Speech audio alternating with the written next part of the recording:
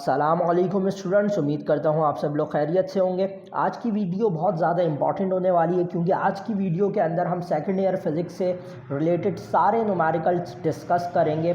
Overall पूरी book में जितने भी न्यूमेरिकल्स हैं वो सारे हम एक वीडियो के अंदर कवर करेंगे। तो मैंने पूरी बुक के अंदर से तकरीबन 25 to 30 न्यूमेरिकल सेलेक्ट करें। अगर आप ये न्यूमेरिकल्स अटैम्प्ट कर लेते हो तो बोर्ड का जो एग्ज़ाम का पेपर आएगा वो आप आराम से अटैम्प्ट कर सकते हो। मुझे उम्मीद है कि सारे के सारे न्यूमेरिकल्स जो हैं आपको बोर्ड के एग्ज़ाम में इन्हीं न्यूमेरिकल्स में से नज़र आएंगे। एक या दो नहीं, सारे के सारे पेपर्स में जो न्यूमेरिकल होंगे वो इसी में से होंगे। तो बिना टाइम ज़ाया करे हुए हम अपनी वीडियो स्टार्ट करते हैं और चैप्टर नंबर 1 की तरफ चलते हैं।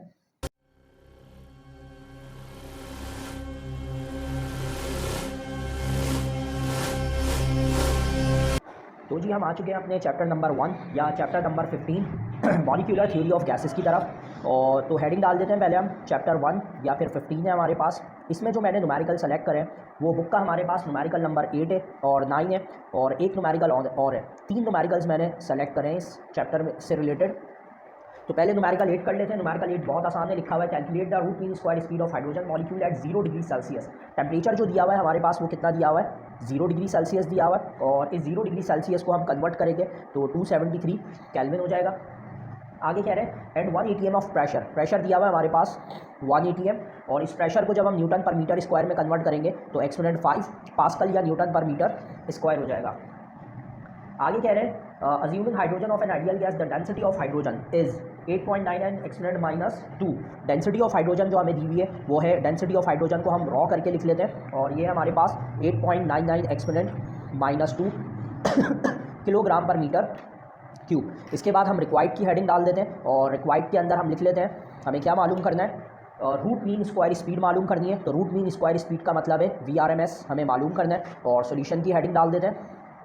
सॉल्यूशन के बाद जो फॉर्मूला हम यहाँ पर यूज़ करेंगे वो है हमारे पास P is equal to 1/3 rho V bar square. इसको हम RMS भी कह सकते हैं, रूट मीन स्क्वायर स्पीड। तो ये सारी चीज़ें गिवन है, ये मालूम करना है तो फॉर्मूला अरेंज कर लेंगे। 3 को हम यहाँ बेचकर मल्टीप्लाई कर लेते हैं तो ये 3P हो जाएगा और रॉ को नीचे डिवाइड कर देते हैं तो यहाँ पर हमारे पास ये स्क्वायर आएगा। वैल्यू पुट करके आखिर में रूट निकाल लेंगे तो आंसर आ जाएगा। तो ये हो जाएगा 1.01 एक्सपोनेंट 5 और डेंसिटी हमारे पास 8.99 एक्सपोनेंट -2। आसान सा न्यूमेरिकल था। तो इसको हम मल्टीप्लाई कर लेते हैं और फिर डिवाइड कर देंगे तो 3 मल्टीप्लाई बाय 1.01 एक्सपोनेंट 5 ये आ गया हमारे पास। और डायरेक्ट इसको डिवाइड कर देते हैं 8.99 एक्सपोनेंट -2। तो हमारे पास जो V स्क्वायर की वैल्यू आ रही है वो आ रही है 3370,411.568। अब डायरेक्ट इसका रूट निकाल देते हैं तो रूट लिख के आंसर दबा देते हैं तो हमारे पास आंसर आ जाएगा 1835.86 मीटर पर सेकेंड। तो ये हमारे पास root mean square speed of hydrogen molecule आ गई। अब इसके बाद हम नेक्स्ट न्यूमेरिकल की तरफ चलते हैं।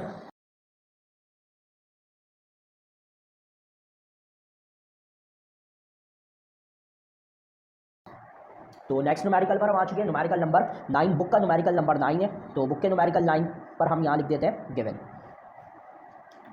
तो न्यूमेरिकल 9 में क्या क्या दिया हुआ है, calculate root mean square speed of hydrogen molecule at 500 kelvin. Temperature दिया हुआ है हमें 500 केल्विन और मास ऑफ प्रोटॉन दिया हुआ है तो यहाँ पर हम लिख लेते हैं M is equal to 1.67 exponent -27 kilogram. और वैल्यू ऑफ K यानी बोल्ट्जमैन कांस्टेंट दिया हुआ है 1.38 एक्सपोनेंट -38 जूल पर केल्विन। ये 3 वैल्यूज़ गिवन है हमारे पास और root mean square speed calculate करना है तो रिक्वायर्ड की हेडिंग डालकर VRMS यानी रूट मीन स्क्वायर स्पीड और सॉल्यूशन लिख देते हैं। अब इस न्यूमेरिकल के लिए आपको चंद बातें पता होनी चाहिए। जैसे हाइड्रोजन मॉलिक्यूल है, मॉलिक्यूल 2 एटम से मिलकर बनता है और ये मास सिंगल प्रोटॉन का दिया हुआ है। तो अगर मॉलिक्यूल बोलेंगे तो इस मास को 2 से मल्टीप्लाई करना होगा और अगर हाइड्रोजन एटम बोलेंगे तो ये मास हम यही रखेंगे। और इसी न्यूमेरिकल को कुछ इस तरह से भी दे सकते हैं कि टेम्परेचर आपको मालूम करने के लिए दे देंगे और रूट मीन स्क्वायर स्पीड की वैल्यू आपको गिवन में दे देंगे तो फिर फॉर्मूला अरेंज करना पड़ेगा। तो इसका फॉर्मूला हमारे पास क्या होता है, V is equal to √3kT/m। ये फॉर्मूला है। बेसिकली ये फॉर्मूला भी हमारे पास प्रेशर के फॉर्मूला से ही ड्राइव होता है, लेकिन जस्ट फॉर्मूला याद रखो, वैल्यू पुट करो, आंसर आ जाएगा। तो 1.38 एक्सपोनेंट -23 K की जो वैल्यू है बोल्ट्जमैन कांस्टेंट एक्सपोनेंट -23 है तो हम यहाँ पर एक्सपोनेंट -23 लिख देते हैं, यहाँ भी सही कर देते हैं। अच्छा, और टेम्परेचर हमें दिया हुआ है 500 केल्विन अंडर रूट। अब ये जो मास है इस मास को हम 2 से मल्टीप्लाई करके लिखेंगे, लेकिन कब, अगर मॉलिक्यूल है, अगर एटम होता तो फिर हम ऐसे लिख देते हैं। तो इन सब वैल्यूज़ को हम मल्टीप्लाई कर सॉल्व कर लेते हैं। पहले ऊपर वाली वैल्यूज़ को मल्टीप्लाई कर लेते हैं। तो जब ऊपर वाली वैल्यूज़ को मल्टीप्लाई करेंगे तो देख लेते हैं क्या आंसर आता है। 3 multiply by 1.38 exponent minus 23 multiply by 500, तो ये आ रहा है हमारे पास 2.07 एक्सपोनेंट माइनस 20। 2 को इससे मल्टीप्लाई करेंगे तो ये हमारे पास हो जाएगा 3.34 एक्सपोनेंट माइनस 27, और फिर इन दोनों वैल्यूज़ को हम डिवाइड कर लेंगे। जब इन दोनों को डिवाइड करेंगे तो हमारे पास आंसर आ जाएगा 6197604.7, और फिर आखिर में इसका रूट निकाल लेंगे तो फाइनल आंसर आ जाएगा हमारे पास 2489.49 मीटर पर सेकेंड। तो ये हमारे पास root mean square speed of hydrogen molecule हो गई। अब इसका हम लास्ट न्यूमेरिकल कर लेते हैं, इस चैप्टर का लास्ट न्यूमेरिकल। ये लास्ट न्यूमेरिकल जो है दरअसल मैंने इसके अंदर लिखना भूल चुका हूँ, लेकिन मुझे ऐसा लगता है कि ये वाला न्यूमेरिकल भी आ सकता है, तो इस वजह से ये मैं अभी करा रहा हूँ। तो ये भी आप देख लेना, आसान सा छोटा सा न्यूमेरिकल है। तो ये लास्ट न्यूमेरिकल की तरफ चलते हैं। अच्छा जी, लास्ट न्यूमेरिकल बुक का हमारे पास न्यूमेरिकल नंबर 4 है, तो यहाँ पर हेडिंग डाल देते हैं न्यूमेरिकल 4 और गिवन की। ये मैंने लिस्ट में तो ऐड नहीं करा, लेकिन मुझे लगता है कि ये भी आ सकता है, इस वजह से मैं करा रहा हूँ, क्योंकि बहुत पहले ये एक बार आया था numerical. An air storage tank whose volume is 112 litre, यानी हमारे पास जो एयर स्टोरेज टैंक है उसका वॉल्यूम 112 लीटर है। तो यहाँ पर V1 और V2 दोनों की वैल्यू हमारे पास 112 लीटर हो जाएगी। आगे कह रहे हैं contain 3 kilogram of air, mass 1 3 kilogram दिया हुआ है, at a pressure of 18 ATM, pressure हमें दिया हुआ है 18 ATM, और कह रहे हैं how much air would have to be forced into that tank to increase the pressure to 21 ATM, pressure हमें 21 ATM बढ़ाना है। तो कह रहे हैं कि हम कितना मजीद एयर का मास जो है हम वो चेंज करें, 3 किलोग्राम के अंदर ऐड करें कि उसका जो प्रेशर है 18 से 21 हो जाए और टेम्परेचर के अंदर नो चेंज रहे। तो इसके रिक्वायर्ड के अंदर हम लिख लेते हैं एडिशनल एयर हमें मालूम करनी है। तो रिक्वायर्ड में एडिशनल एयर का मतलब है डेल्टा एम हमें मालूम करना है। सॉल्यूशन की हेडिंग डालकर इसको सॉल्व कर लेते हैं। तो फॉर्मूला हमारे पास आ चुका है, अब इसको सॉल्व कर लेते हैं। तो सॉरी सॉल्यूशन लिख दिया, और फॉर्मूला इसमें जो यूज़ होगा वो होगा P1 V1 is equal to P2 V2 divided by M2 divided by M1। अब सारी वैल्यू सब्सिट्यूट करके सॉल्व कर लेते हैं। तो P1 की जगह पर हम लिख लेते हैं 18, और V1 की जगह पर 112, और M1 की जगह पर 3, और इसी तरह से P2 की जगह पर 21, और V2 की जगह पर 112, और M2 जो है वो हमें कैलकुलेट करना है, क्योंकि M2 कैलकुलेट करेंगे तभी चेंज इन मास आ सकता है। 112 और 112 तो सिंपली कैंसिल आउट हो गया हमारे पास। M2 को यहाँ शिफ्ट कर देंगे तो 18 के पास चला जाएगा M2, और 3 जो है वो चला जाएगा 21 के पास। फिर 18 को इस तरफ भेजकर डिवाइड कर देते हैं, 21 मल्टीप्लाई बाय 3 डिवाइडेड बाय 18। इन सबको हम कैंसिल आउट कर देंगे तो हमारे पास आंसर आ जाएगा 3.5 किलोग्राम।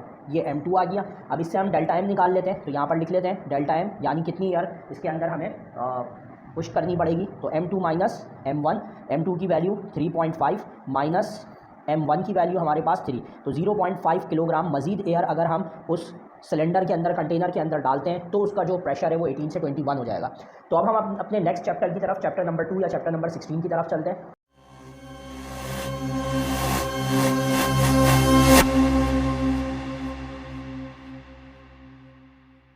अच्छा जी, तो अब हम आ चुके हैं अपने नेक्स्ट चैप्टर, चैप्टर नंबर 2 या chapter number 16, first law of thermodynamics भी हम कह सकते हैं। तो यहाँ हेडिंग डाल देते हैं चैप्टर 2 या 16 की, फर्स्ट लॉ ऑफ थर्मोडायनेमिक्स। इसमें जो हमें न्यूमेरिकल करना है वो बुक का आपके पास न्यूमेरिकल नंबर 7 है।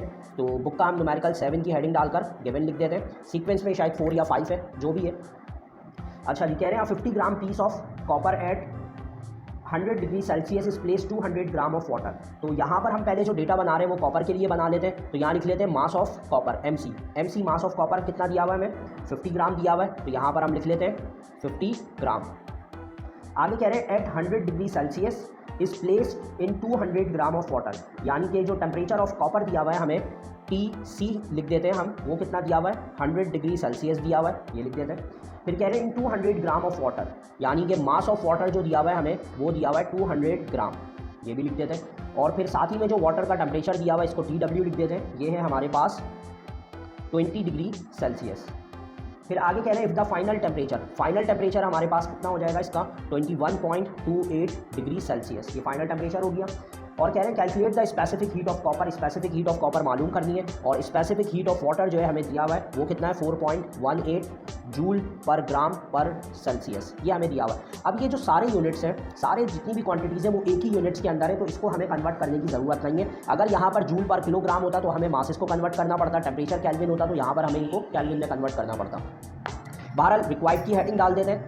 रिक्वायर्ड में हमें मालूम करना है स्पेसिफिक हीट ऑफ कॉपर, तो C से डिनोट कर देते हैं स्पेसिफिक हीट ऑफ कॉपर। और अब सॉल्यूशन की हेडिंग डालकर सॉल्व करने की तरफ चलते हैं। अच्छा जी, अब ये जो हमारे पास स्पेसिफिक हीट की कंडीशन है, कुछ कंडीशन इस तरह से है कि एक हमारे पास पानी था, किसी कंटेनर में रखा हुआ था। पानी का जो मास था वो 200 ग्राम था और इस पानी का जो टेम्परेचर था वो 20 डिग्री सेल्सियस था। फिर अलग से हमारे पास एक कॉपर की रॉड थी, उसका मास 50 ग्राम था, लेकिन उसका टेम्परेचर जो था वो था 100 डिग्री सेल्सियस। इसको हमने इसमें डिप करा। जैसे ही हमने इसको इसमें डिप करा तो इस पूरे सिस्टम का जो फाइनल टेम्परेचर है वो वाटर का और इसका, यानी वाटर का टेम्परेचर बढ़कर 21.82 फाइनल टेम्परेचर हो गया और जो कॉपर का टेम्परेचर था वो 100 से वो भी इतना हो गया, यानी दोनों का जो टेम्परेचर था वो ये हो गया। तो इस लिहाज से इसने टेम्परेचर अपना लूज़ करा और इसने अपना टेम्परेचर गेन करा। इसने जो लूज़ करा वो समथिंग 78.18 था और इसने जो गेन करा वो हमारे पास 1 पॉइंट समथिंग था। तो ये इसकी कंडीशन है। तो इस कंडीशन के अंदर सॉल्यूशन लिखने के बाद हमें यहाँ पर लिखना होगा heat loss is equal to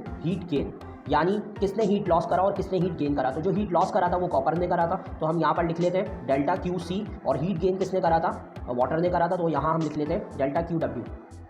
specific heat का एक और डिटेल न्यूमेरिकल चैनल के ऊपर मौजूद है, अगर वो देखना चाहो। उसमें 3 क्वांटिटीज़ होती हैं, कॉपर भी होता है उसमें, वाटर भी और कैलोरीमीटर भी है, वो भी आप जाकर देख सकते हो, डिटेल न्यूमेरिकल है। बहरहाल इन दोनों को हमें इक्वल करना है। अब क्यू का जो फॉर्मूला होता है वो होता है MC डेल्टा टी। तो यहाँ पर हम लिख लेते हैं एम स्मॉल सी मतलब mass of copper, specific heat small C यानी स्पेसिफिक हीट ऑफ कॉपर, और डेल्टा टी।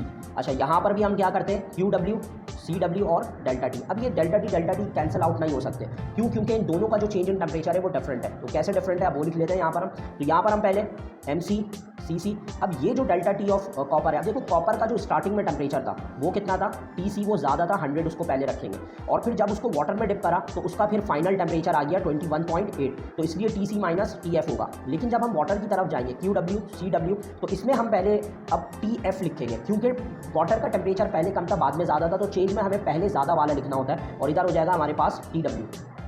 अब सारी वैल्यूज़ को पुट कर हम सॉल्व कर लेंगे, हमारे पास आंसर आ जाएगा। तो MC हमारे पास कितना था, 50 ग्राम, तो यहाँ पर हम लिख लेते हैं MC की वैल्यू 50 ग्राम, और CC जो है हमें कैलकुलेट करना है तो उसको ऐसे ही लिख लेते हैं, और फिर TC माइनस TF 100 माइनस और फाइनल टेम्परेचर 21.82 ये लिख लेते हैं। फिर इज इक्वल टू QW हमारे पास कितना है, QW नहीं MW, इसको करेक्ट कर लो, ये मैंने गलत लिख दिया, ये MW है, मास ऑफ वाटर, और इधर भी हमारे पास मास ऑफ वाटर। तो मास ऑफ वाटर हमारे पास कितना था, 200 ग्राम, तो मास ऑफ वाटर में 200 ग्राम लिख लेते हैं, और स्पेसिफिक हीट ऑफ वाटर 4.18, और जो चेंज इन टेम्परेचर था फाइनल टेम्परेचर 21.82, और जो उसका स्टार्टिंग में टेम्परेचर था वाटर का वो 20। तो अब पहले ये वाली साइड कैलकुलेट कर लेते हैं।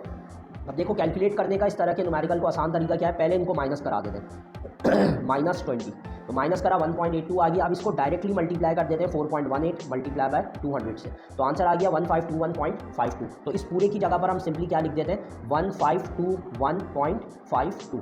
अब इसको माइनस कराकर सिर्फ 50 से मल्टीप्लाई करना है, तो यहाँ पर हम लिख लेते हैं 100 माइनस 21.82 100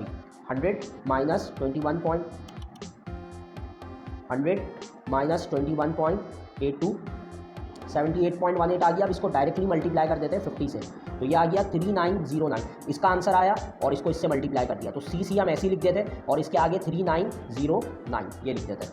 अब इस वैल्यू को यहाँ भेजकर डिवाइड कर देते हैं तो 1521.52 डिवाइडेड बाय 3909, तो इनको डिवाइड करेंगे तो कितना आ जाता है देख लेते हैं, 1521.52 डिवाइडेड बाय 3909, तो ये आ गया 0.389, तो 0.389 जूल पर ग्राम पर सेल्सियस। तो ये आपके पास न्यूमेरिकल पेपर में मेरे हिसाब से आ सकता है या इसी की तरह का जो दूसरा न्यूमेरिकल है स्पेसिफिक हीट का, जो चैनल पर मौजूद है, वो भी देख सकते हो। अच्छा, अब ये एक हम न्यूमेरिकल नंबर 8 कर रहे हैं, बुक का न्यूमेरिकल 8 है, तो दूसरे न्यूमेरिकल की तरफ चलते हैं, जो कि हमारे पास क्या है,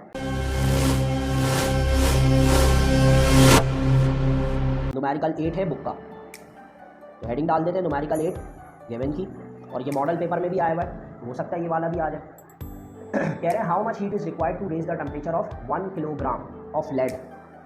मास ऑफ लेड दिया हुआ हमें 1 किलोग्राम, और आगे कह रहे हैं फ्रॉम 25 टू 100 डिग्री सेल्सियस, यानी पहले टेम्परेचर जो है आपके पास, टेम्परेचर 1 दिया हुआ है 25 डिग्री सेल्सियस, और टेम्परेचर 2 दिया हुआ है 100 डिग्री सेल्सियस, दो टेम्परेचर दिए हुए, और स्पेसिफिक हीट ऑफ लेड, तो इसको C से डिनोट कर देते हैं, ये कितना दिया हुआ है 0.128 जूल पर ग्राम पर डिग्री सेल्सियस। अब देखो, अब हमें इसमें कन्वर्ट करना पड़ेगा, देखो ये दोनों तो सेल्सियस में ही है, बस हम ये करते हैं कि किलोग्राम को ग्राम में कर लेते हैं, तो 1 किलोग्राम जो है हो जाएगा 1000 ग्राम।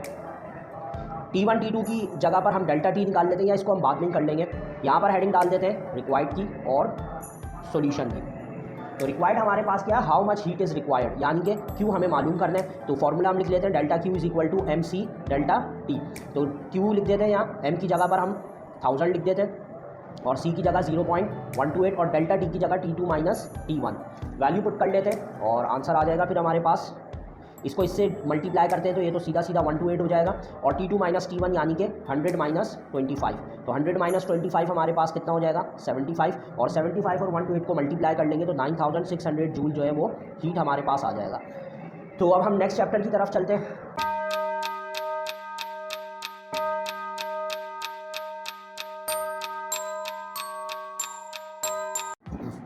अब हम आ चुके हैं अपने चैप्टर नंबर 3 या फिर आप कह सकते हो कि यूनिट नंबर 17, यहाँ लिख भी देते हैं चैप्टर 3 या unit 17 second law of thermodynamics की तरफ। तो इस चैप्टर के अंदर से जो आपके पास पेपर में क्वेश्चन आ सकता है वो बुक का तो न्यूमेरिकल नंबर 1 है और इस सीक्वेंस में वो न्यूमेरिकल नंबर कुछ और होगा। तो बुक का न्यूमेरिकल नंबर 1 हेडिंग डाल देते हैं गिवन, और गिवन में अब हम लिख लेते हैं जो इसमें दिया हुआ है, पहले रीड कर लेते हैं क्वेश्चन। अ कार में इंजन टेक्स 2000 जूल हीट। अब आपको पता है कि अगर कोई इंजन टेक्स कर रहा है हीट को, यानी हीट को ले रहा है, उसके अंदर इंसर्ट किया जा रहा है, तो उसको हम Q1 या टेम्परेचर होगा तो T1 से डिनोट करेंगे। तो इसलिए हम इसको लिख देते हैं टेक्स की वजह से 2000 joule of heat from a reservoir at 500 kelvin. तो जब वो हीट लेता है 2000 जूल तो उसी वक्त जो एक रेजरवायर है उसका टेम्परेचर होता है हमारे पास 500 केल्विन, तो इसलिए उस टेम्परेचर को हम 500 केल्विन से डिनोट कर देते हैं।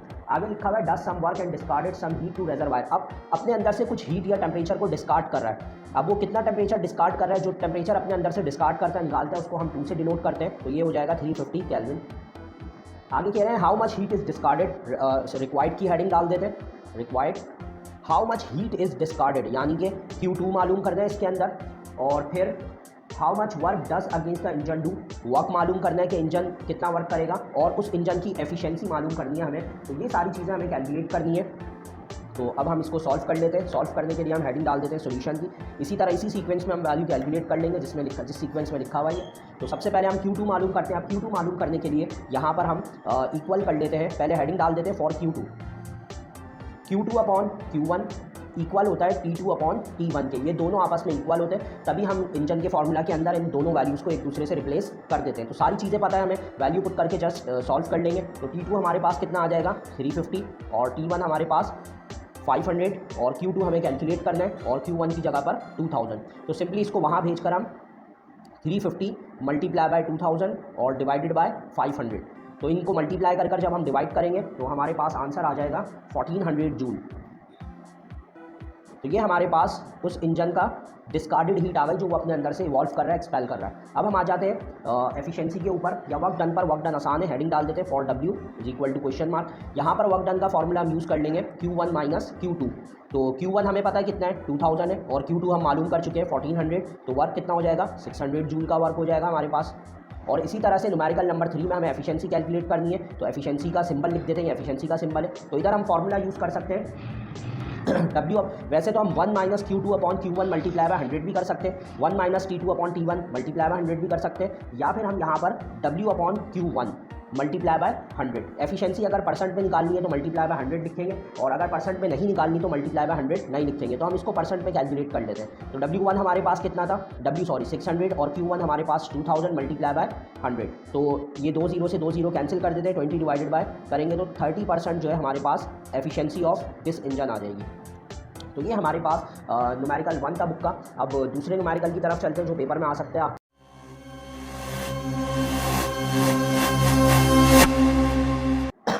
तो अब हम आ चुके हैं अपने न्यूमेरिकल नंबर 6, जो सीक्वेंस है उसका न्यूमेरिकल नंबर 6 है, लेकिन बुक की जो है ये हमारे पास वर्क एग्जाम्पल है और हेडिंग है इसमें, गिवन हेडिंग डाल देते हैं। अच्छा जी, अब क्वेश्चन हमारे पास कुछ इस तरह से कह रहे हैं कि calculate the COP of refrigerator that operates between a cycle of -3 degree Celsius to +27 degree Celsius. तो जो रेफ्रिजरेटर में कम वाला टेम्परेचर है उसको हम TC से डिनोट कर देते हैं और यहाँ आ जाएगा -3 डिग्री सेल्सियस। और इसी तरह से जो हाई टेम्परेचर है उसको हम TH से डिनोट कर देते हैं, वो आ जाएगा +27 डिग्री सेल्सियस। अब इन सेल्सियस को हमें पहले केल्विन में कन्वर्ट करना पड़ेगा। तो यहाँ पर हम क्या करेंगे -3 + 270, तो सॉरी -3 + 273, तो ये आ जाएगा हमारे पास 270 केल्विन। यहाँ लिख देते हैं 270 केल्विन। और इसी तरह से हम 27 + 273 करेंगे तो ये हो जाएगा 300 केल्विन हमारे पास। तो दोनों केल्विन में कन्वर्ट कर लिया हमने। अब रिक्वायर्ड हेडिंग डाल देते हैं। रिक्वायर्ड हमें COP करना है तो कपल ऑफ परफॉर्मेंस या एफिशिएंसी भी कह सकते हैं इसको। तो COP का फॉर्मूला हमारे पास क्या होगा, सॉल्यूशन की हेडिंग डाल देते हैं। COP का फॉर्मूला है हमारे पास couple of performance is equal to TC divided by TH minus TC। तो TC की वैल्यू हमारे पास कितनी हो जाएगी 270 और फिर 300 माइनस 270। तो 270 डिवाइडेड बाय 300 माइनस 270 करेंगे तो 30, 0 से 0 गया, 3 1 और 3 9। तो कपल ऑफ परफॉर्मेंस जो है हमारे पास वो आ जाएगा रेफ्रिजरेटर का 9। तो अब हम अपने नेक्स्ट न्यूमेरिकल की तरफ चलते हैं।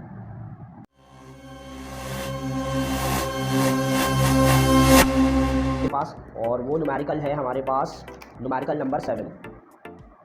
तो हेडिंग डाल देते हैं पहले न्यूमेरिकल 7 की। तो यहाँ लिख देते हैं न्यूमेरिकल 7 और गिवन। बुक का न्यूमेरिकल नंबर 7 है, सीक्वेंस में कुछ और हो सकता है।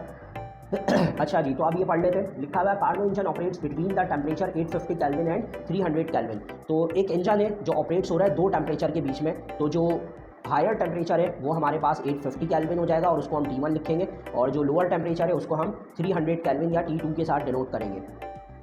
इन न्यूमेरिकल्स के अंदर यही होता है कि अगर हायर है या टेक कर रहा है तो वो सब 1 होता है, डिस्कार्ड कर रहा है या लोअर है या सिंक में जा रहा है तो वो सारे 2 हो जाते हैं।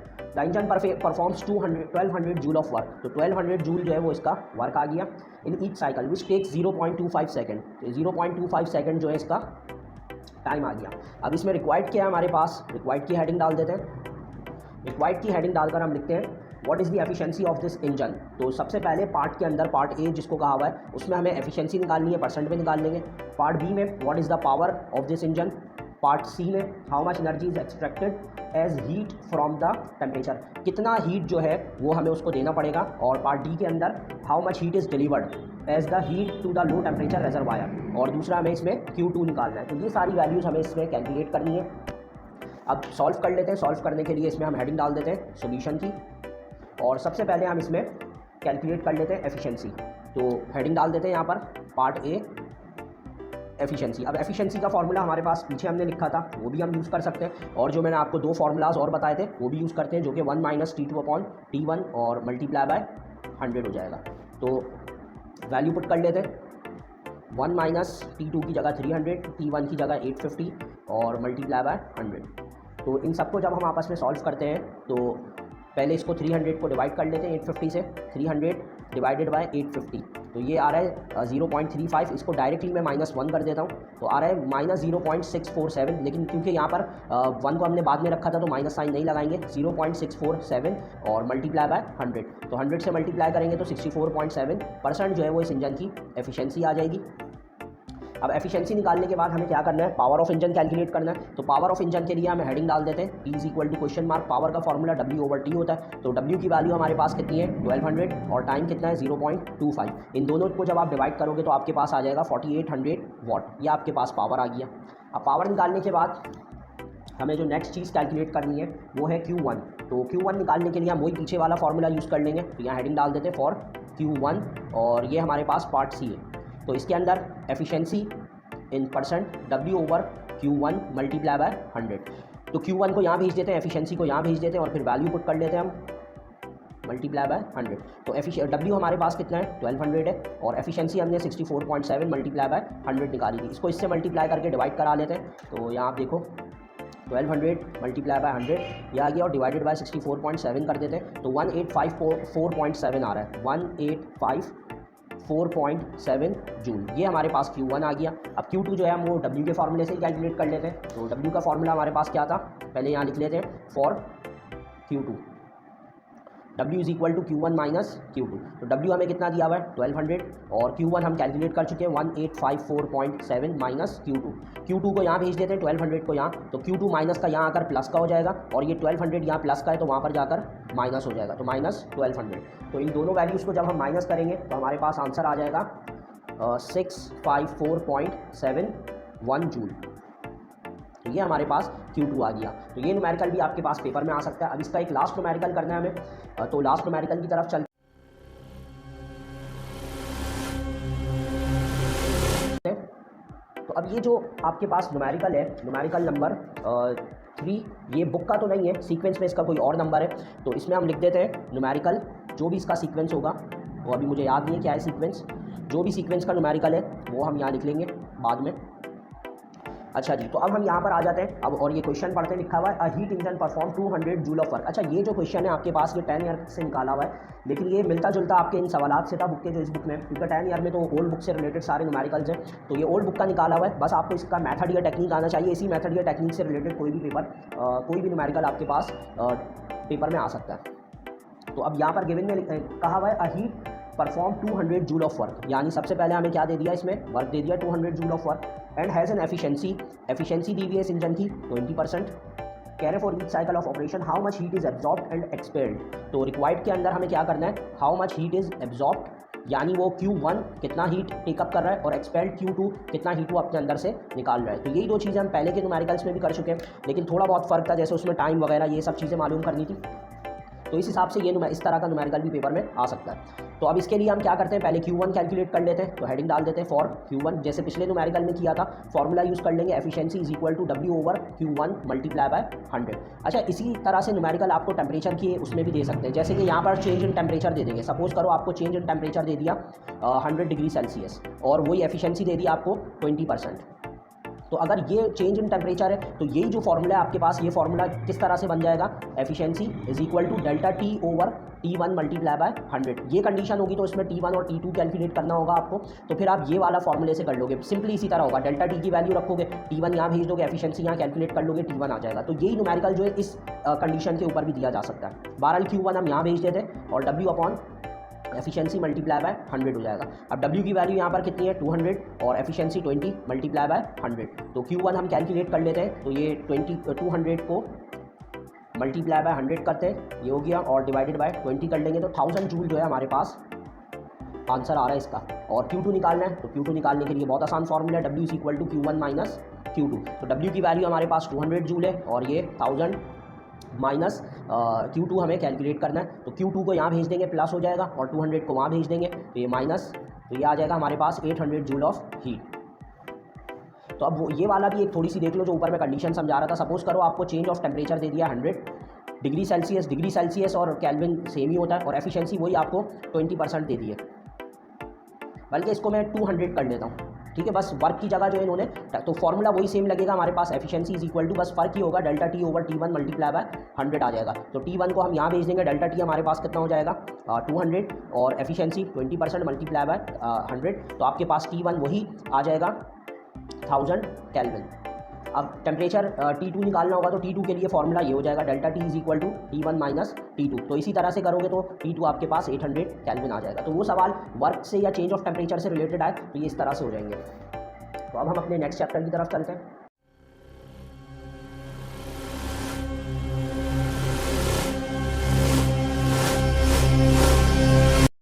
चलिए जी, अब हम आ चुके हैं अपने चैप्टर नंबर 4 की तरफ, या इसको चैप्टर नंबर 18 भी कह सकते हैं। तो यहाँ पर पहले लिख देते हैं चैप्टर 4 या 18, यानी मैग्नेटिक फील्ड। चैप्टर का नाम मैग्नेटिक फील्ड है।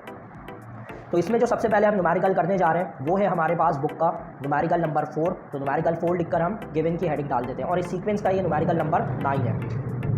तो न्यूमेरिकल पढ़ लेते हैं। लिखा हुआ solenoid has length L is equal to 1.23 metre.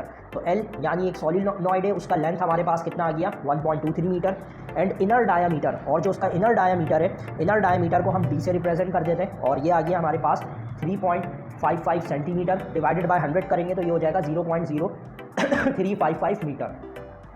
And it carries a current, और इसके अंदर से जो करंट पास आउट हो रहा है वो है 5.57 एम्पेयर का। It consist of 5 close packed layers. जो नंबर ऑफ लेयर्स हैं हमारे पास वो कितनी है 5 है, तो यहाँ पर हम लिख देते हैं नंबर ऑफ लेयर्स। तो ये नंबर ऑफ लेयर्स आ गई हमारे पास 5, और कह रहे हैं ईच विथ 850 टन्स, यानी हर एक लेयर के अंदर जो नंबर ऑफ टन्स हैं वो कितने 850 हैं। तो यहाँ पर लिख देते हैं ईच लेयर टन्स, ये कितना है 850। तो अगर हम इस तरह से टोटल नंबर ऑफ टन्स निकालते हैं, जिसको हम कैपिटल N से डिनोट कर देते हैं, तो वो आ जाएगा 5 मल्टीप्लाई बाय 850, तो ये हो जाएगा 4250 टन्स। यानी सॉलिनॉइड के ऊपर जो टोटल नंबर ऑफ टन्स हैं वो 4250 है। और हमें मालूम क्या करना है, what is B at its centre. हमें magnetic field of inside the solenoid calculate करना है, और इसमें हमारे पास म्यू नॉट की जो वैल्यू है वो कांस्टेंट रहेगी, जो कि 4/(-7 टेस्ला मीटर ओवर एम्पेयर आ जाएगा।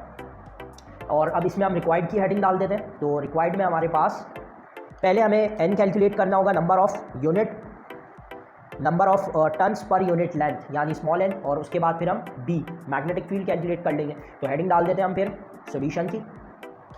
अच्छा, सॉल्यूशन की हेडिंग डालने के बाद आप न्यूमेरिकल को हम सॉल्व करते हैं। तो जो number of turns per unit length निकालना है उसको हम किस तरह से निकालेंगे। सिंपल सी बात ये है कि n is equal to capital N over L कर देंगे, यानी जितने भी नंबर ऑफ टन्स है उसको हम डिवाइडेड बाय लेंथ कर देंगे। तो 4250 डिवाइडेड बाय 1.23, तो आंसर आ जाएगा हमारे पास 3455.28 टन्स। तो ये हमारे पास number of turns per unit length आ चुके हैं। और इसके बाद फिर अब इसको हम पुट करके मैग्नेटिक फील्ड कैलकुलेट कर लेंगे ऑफ सोलिनॉइड। तो मैग्नेटिक फील्ड ऑफ सोलिनॉइड का फॉर्मूला हमारे पास क्या होगा वो हम लिख लेते हैं। B is equal to mu naught small n over I. आप चाहो तो डायरेक्ट यहाँ पर भी n को n ओवर l करके कर सकते हो, वो आपकी मर्जी है। तो म्यू नॉट की वैल्यू 4 पाई एक्सपोनेंट -7, n हमारे पास आ चुका है 3455.28, और जो करंट गिवन है वो है 5.57। इन सबको आप कैलकुलेट कर लोगे तो आपके पास आंसर आ जाएगा मैग्नेटिक फील्ड का 2.42 एक्सपोनेंट -2 टेस्ला। या हो सकता है कि आपके पास इस तरह से आंसर आ रहा हो 0.0242 टेस्ला, ऐसे भी आंसर आ सकता है। तो बहरहाल जो भी हो आपके पास दोनों ही आंसर करेक्ट है। अब हम आ जाते हैं नेक्स्ट न्यूमेरिकल।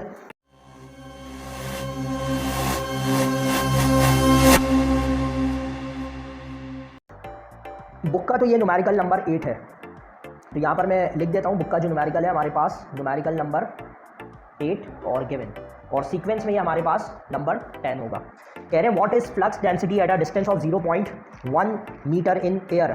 जो डिस्टेंस है हमारे पास उसको हम r से लिख देते हैं, 0.1 मीटर हो गया। From along straight carrying conductor carrying a current of 6.5 ampere. तो जो करंट है करंट 1 वो है 6.5 एम्पेयर।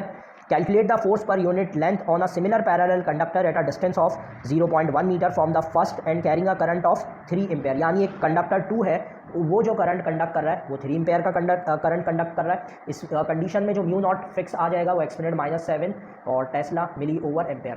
कंडीशन कुछ इस तरह से है कि दो कंडक्टर्स हैं, ये दो कंडक्टर्स हैं हमारे पास इस तरह से आमने सामने, एक के पास 6.5 एम्पेयर करंट है, एक के पास 3 है, तो ये दोनों का डिस्टेंस 0.1 मीटर का है। तो हमें ये बताना है कि इन दोनों की जो फ्लक्स डेंसिटी है जो एक दूसरे के ऊपर अप्लाई कर रहे होंगे वो क्या होगी हमारे पास। तो रिक्वायर्ड के अंदर फ्लक्स डेंसिटी का मतलब कि बी कैलकुलेट करना है और फोर्स पर यूनिट लेंथ भी हमें कैलकुलेट करनी है, यानी कंडक्टर की जो पर यूनिट लेंथ है वो एक दूसरे के ऊपर कितनी फोर्स अप्लाई कर रहे हैं ये भी हमें कैलकुलेट करना है। तो रिक्वायर्ड और सोल्यूशन की हेडिंग डाल देते हैं। तो यहाँ हम लिख देते हैं फ्लक्स डेंसिटी बी और force per unit length F over L. ये दो चीज़ें हमें इसमें कैलकुलेट करनी है। तो पहले बी कैलकुलेट कर लेते हैं। तो बी के लिए हम यहाँ पर एम्पेयर्स लॉ का फॉर्मूला यूज़ कर लेंगे। एम्पेयर्स लॉ का फॉर्मूला क्या होता है, B is equal to mu naught I1, B is equal to mu naught I over 2 pi R. तो इसमें हम वैल्यू पुट कर लेते हैं, म्यू नॉट की 4 पाई एक्सपोनेंट -7 और आई की जगह 6.5 रख लेते हैं, और 2 पाई की जगह 3.142 और आर की जगह 0.1।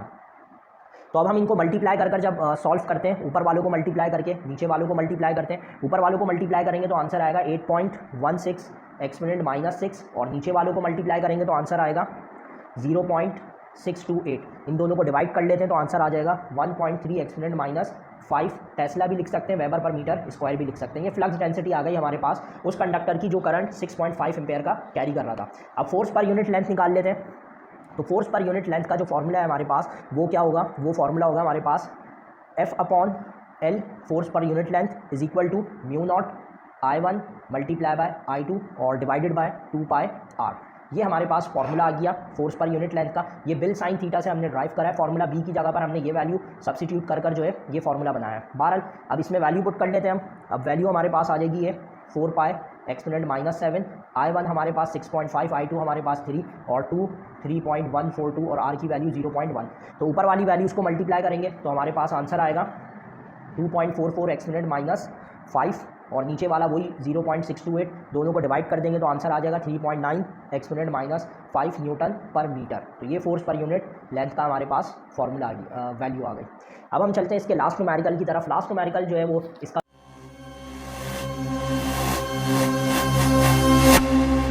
थोड़ा बुक का ही न्यूमेरिकल है, लेकिन ये मैंने इस तरह से बनाया है कि वोल्ट मीटर और एम मीटर दोनों के फॉर्मूले इसके अंदर हमें यूज़ करने इसको सॉल्व करने के लिए।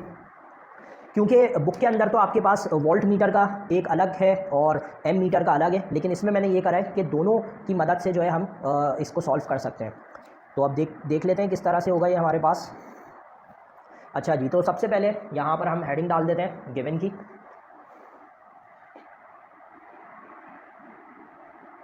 अब गिवन में जो जो चीज़ें दी हुई हैं वो लिख लेते हैं। लिखा हुआ है moving coil galvanometer has resistance of galvanometer RG लिख लेते हैं, यानी 50 ohm, and it gives full scale deflection at 4 milli ampere. Current यानी IG हमें दिया हुआ है 4 मिली एम्पेयर, और इसको कन्वर्ट कर लेंगे तो 4 एक्सपोनेंट माइनस 3 एम्पेयर हो जाएगा। कह रहे हैं volt meter is made using this galvanometer and a 5 kilo ohm resistance. कह रहे हैं वोल्ट मीटर हमने बनाया है, और वोल्ट मीटर बनाने के लिए जो रेजिस्टेंस हमने यूज़ करी, आपको पता होगा जो रेजिस्टेंस हम वोल्ट मीटर के साथ लगाते हैं उसको हम RX यानी मल्टीप्लायर कहते हैं, वो 5 किलो ओम है। किलो ओम को कन्वर्ट कर लेंगे तो 5000 ओम हो जाएगा। कैलकुलेट द मैक्सिमम वोल्टेज हमें मालूम करना है कि इस कंडीशन में जो ये वोल्ट मीटर है वो कितना वोल्टेज जो है वो जनरेट कर सकता है। और आगे ही कह रहे हैं using also calculate shunt of 10 ampere range, यानी एक यही सारी कंडीशन में हमें एक जो एम मीटर हमने बनाया है 10 एम्पेयर की रेंज का, वो भी उसका जो टोटल करंट है वो हमें दिया हुआ, यानी एम मीटर 10 एम्पेयर तक करंट मेजर कर सकता है, टोटल करंट 10 एम्पेयर आ गया, तो उसका हमें RS यानी कि शंट कैलकुलेट करना है। तो इस क्वेश्चन के अंदर हमें दो चीज़ें निकालनी है। पेपर में जब ये आएगा तो आपके पास ये दो चीज़ें नहीं, सिर्फ एक चीज़ निकालने के लिए आएगी, या तो RX आ सकता है या V आ सकता है, या तो I आ सकता है या RS निकालने के लिए आ सकता है। तो बहरहाल ये दोनों फॉर्मूले आपको याद होने चाहिए और आना चाहिए। सॉल्यूशन की हेडिंग डालकर सबसे पहले हम मल्टीप्लायर का फॉर्मूला लिख लेते हैं, यानी वोल्ट मीटर का। वोल्ट मीटर का formula RX is equal to V/IG minus RG। ये फॉर्मूला, ये V कैलकुलेट करना है। RX कितना दिया हुआ है 5000 ओम, V मालूम करना है, IG कितना है हमारे पास 4 एक्सपोनेंट माइनस 3, और RG कितना है हमारे पास 50। तो ये माइनस 50 इस तरफ जाकर क्या हो जाएगा प्लस 50, और फिर जो नीचे वाली ये वैल्यू बचेगी इसको हम यहाँ भेजकर मल्टीप्लाई कर देंगे, और इधर V अकेला रह जाएगा। तो इनको प्लस कर हम मल्टीप्लाई करते हैं, देखते हैं आंसर कितना आ जाता है। 5000 plus 50 is equal to 4 exponent minus 3। तो ये आ रहा है हमारे पास 20.2, यानी जो मैक्सिमम वोल्टेज ये कैलकुलेट कर सकता है या मेजर कर सकता है वोल्ट मीटर, वो 20 वोल्ट तक कर सकता है। अब आ जाते हैं हम शंट के फॉर्मूले पे। शंट का फॉर्मूला हमारे पास क्या होगा, RS is equal to IG RG upon I minus IG। अब ये सारी वैल्यूज़ दी हुई है, वैल्यू पुट कर सॉल्व कर लेते हैं। तो IG की वैल्यू हमारे पास 4 एक्सपोनेंट माइनस 3, RG की वैल्यू हमारे पास 50, और ये जो टोटल करंट है हमारे पास ये दिया हुआ 10, और 10 माइनस 4 एक्सपोनेंट माइनस 3 कर लेते हैं। तो पहले ऊपर वालों को मल्टीप्लाई करते हैं, तो देख लेते हैं कितना आता है। 4 एक्सपोनेंट माइनस 3 मल्टीप्लाई बाय 50, ये आ रहा है 0.2। तो ऊपर वालों को और नीचे वालों को माइनस करते हैं, तो हमारे पास कितना आ जाएगा 10 माइनस 4 एक्सपोनेंट माइनस 3, तो ये आ रहा है 9.9996। तो अब इन दोनों को डिवाइड कर लेते हैं, तो 0.2 डिवाइडेड बाय 9.996, तो ये हमारे पास आ रहा है इन दोनों को डिवाइड करके 0.02 ओम। तो ये RS आ गया। अब इसी तरह से बस फॉर्मूले आपको पता होने चाहिए। हो सकता है कि आपको इस वाले न्यूमेरिकल को करने के लिए वो जैसे IG और RG दिया था, तो VG और RG दे दें, तो VG और RG की मदद से आपको क्या कैलकुलेट करना होगा, IG निकालना पड़ेगा, और फिर IG को यहाँ पर पुट करके ये सॉल्व करना पड़ेगा। बहरहाल इस चैप्टर से हमने यही न्यूमेरिकल सेलेक्ट करे थे। नेक्स्ट चैप्टर की तरफ चलते हैं, चैप्टर नंबर 6।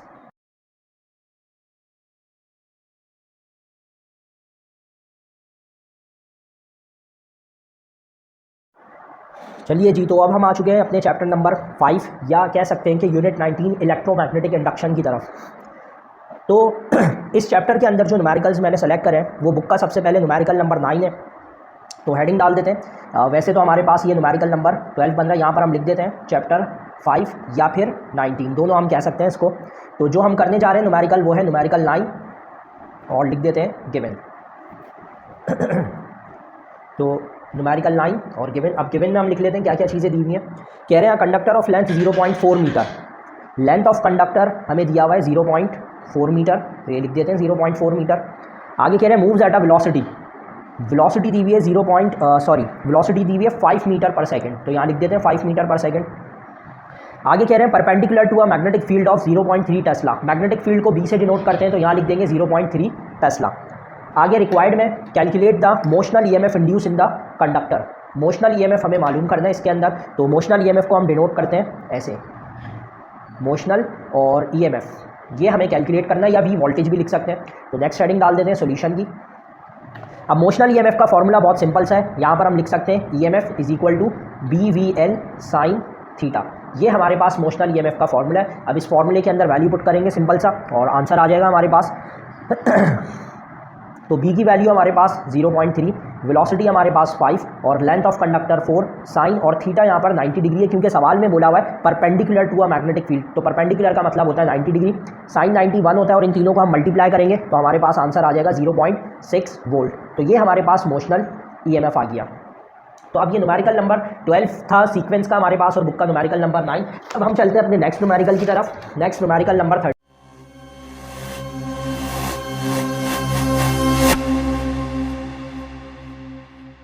है हमारे पास। तो न्यूमेरिकल नंबर 13 हमें क्या कह रहा है? अच्छा, ये जो न्यूमेरिकल है हमारे पास, ये मैंने 10 ईयर से सेलेक्ट करा है। ये न्यूमेरिकल बुक का तो नहीं है, लेकिन जाहिर है कि जो फॉर्मूले हैं वो कहीं ना कहीं जो है आपकी बुक से रिलेट कर रहे हैं, तो इसलिए मेरे ख्याल में अगर ये न्यूमेरिकल कर लेते हो तो अगर इससे मिलता जुलता कोई न्यूमेरिकल आ जाता है तो वो भी आप आसानी के साथ कर सकते हो। अब यहाँ पर लिखा हुआ है an EMF of 45 millivolt. तो यहाँ पर हम सबसे पहले हेडिंग डाल देते हैं गिवन की, और गिवन के बाद जो वोल्टेज है वो है 45 मिली वोल्ट। तो 45 को हम कन्वर्ट कर लेंगे तो मिली बराबर होता है एक्सपोनेंट -3 और वोल्ट लिख लेंगे यहाँ पर। Induce in a coil of 500 turns, number of turns दिए हुए कॉइल के 500 टन्स, वो लिख देते हैं। When current changes 15 ampere to 4 ampere, तो चेंज ऑफ करंट यहाँ पर लिखना होगा डेल्टा आई, और डेल्टा आई बराबर हो जाएगा यहाँ पर I2 माइनस I1 के। तो सिंपली हम यहाँ पर 15 माइनस 4 कर देंगे तो हमारे पास 11 एम्पेयर जो है वो चेंज ऑफ करंट आ जाएगा डेल्टा आई इन अ नेबरिंग कॉइल इन 0.2 सेकंड। टाइम जो है वो हमें 0.2 सेकंड दिया हुआ है। अब रिक्वायर्ड क्या है हमारे पास? रिक्वायर्ड इसमें दो चीज़ें हमें मालूम करनी है इसके अंदर। और कौन सी दो चीज़ें? वो एक है हमारे पास म्यूचुअल इंडक्टेंस यानी कि M कैलकुलेट करना है, और दूसरा rate of change of flux मालूम करना है। तो rate of change of flux, ये दो चीज़ें हमें मालूम करनी है। हेडिंग डाल देते हैं हम यहाँ पर सोल्यूशन की।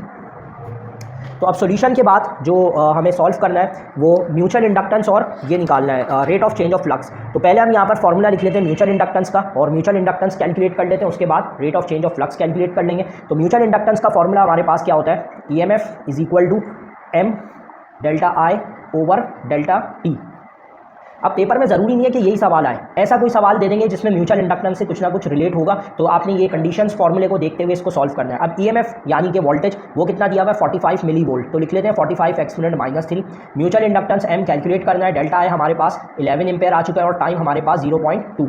तो अब हम इन दोनों को डिवाइड कर लेते हैं और फिर उसके बाद मल्टीप्लाई, या सिंपली इसको वहाँ पर भेजकर 45 multiply by exponent -3 multiply by 0.2 और 11 को यहाँ डिवाइड कर देते हैं M। तो एक ही साथ हम एक ही बारी में कैलकुलेट करके इसका आंसर लिख लेंगे। तो यहाँ पर हम कर लेते हैं 45 एक्सपोनेंट -3 मल्टीप्लाई बाय 0.2, ये आंसर आ गया, और इसको डिवाइडेड बाय 11 कर देते हैं तो आंसर आ रहा है 8.18 एक्सपोनेंट -3। तो यहाँ लिख लेते हैं 8.18 एक्सपोनेंट -4, और इसका यूनिट होता है हमारे पास henry, capital H mutual inductance का।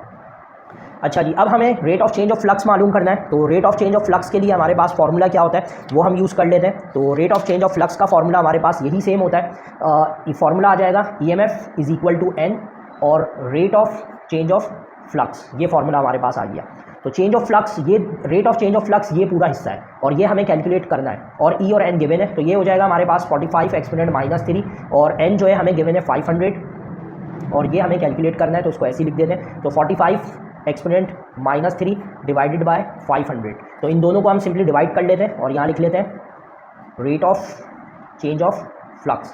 तो ये आ जाएगा हमारे पास 45 exponent -3 divided 45 exponent -3 divided by 500, तो आ रहा है 9 एक्सपोनेंट -5।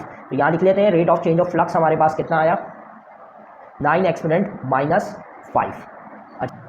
तो यूनिट में हम इसके लिखेंगे, फ्लक्स का यूनिट वेबर होता है और नीचे टाइम है, तो वेबर पर सेकंड जो है वो इसका यूनिट आ जाएगा हमारे पास। अब नेक्स्ट क्वेश्चन की तरफ चलते हैं हम। तो नेक्स्ट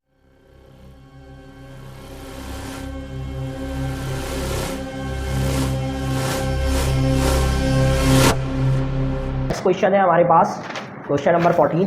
ये बेसिकली आपके पास बुक की वर्क एग्जाम्पल है, ये भी मेरे ख्याल से पेपर में आ सकती है, तो इसलिए मैंने इसको भी ऐड कर लिया। ये भी हमारे पास इसी तरह से, लेकिन थोड़ा सा चेंज है इसके अंदर। हेडिंग डाल देते हैं गिवन की, गिवन के बाद लिख लेते हैं coil with 100 turns, number of turns दिए हुए 100 और कह रहे हैं and area of 0.02 metre square. अगर पेपर में आए तो हो सकता है सेंटीमीटर स्क्वायर दे दें, या हो सकता है आपके पास 0.02 मीटर स्क्वायर ही दें। तो अगर सेंटीमीटर दे तो आपको कन्वर्ट करना आना चाहिए, सिंपली डिवाइडेड बाय 10,000 कर दोगे।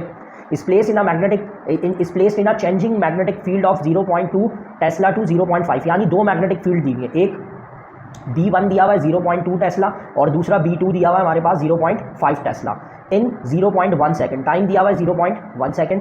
अब करना कैलकुलेट EMF, तो रिक्वायर्ड की हेडिंग डाल के लिख देते हैं EMF और यहाँ पर सॉल्यूशन। EMF के साथ साथ हमें डायरेक्शन ऑफ करंट भी बताना है, EMF मींस वोल्टेज ही हमें कैलकुलेट करना है। तो यहाँ पर अभी हम वही फॉर्मूला यूज़ करेंगे अभी जो हमने rate of change of flux के लिए यूज़ करा था, लेकिन अब इसमें मसला ये है कि फ्लक्स हमें नहीं पता कितना है, तो पहले हमें फ्लक्स कैलकुलेट करना पड़ेगा। तो पहले फॉर्मूला लिख लेता हूँ n rate of change of flux. अब टाइम भी दिया हुआ है, नंबर ऑफ टन्स भी है, फ्लक्स नहीं है, तो फ्लक्स हमें निकालना है और चेंज ऑफ फ्लक्स निकालना है। चेंज ऑफ फ्लक्स का मतलब है फ्लक्स 2 माइनस फ्लक्स 1। तो अब यहाँ पर हमें क्या करना पड़ेगा, ये जो फ्लक्स का फॉर्मूला होता है पहले हम यहाँ पर लिख लेते हैं फ्लक्स 1 बराबर हो जाएगा B1 डॉट डेल्टा ए के, या ए एरिया भी लिख सकते हैं। तो B1 की वैल्यू हमारे पास 0.2 और यहाँ पर हमारे पास एरिया जो है वो 0.02 है। तो इन दोनों को कैलकुलेट करते हैं तो हमारे पास कितना आ जाएगा 0.2 मल्टीप्लाई बाय 0.02, 4 एक्सपोनेंट माइनस 3 आ रहा है।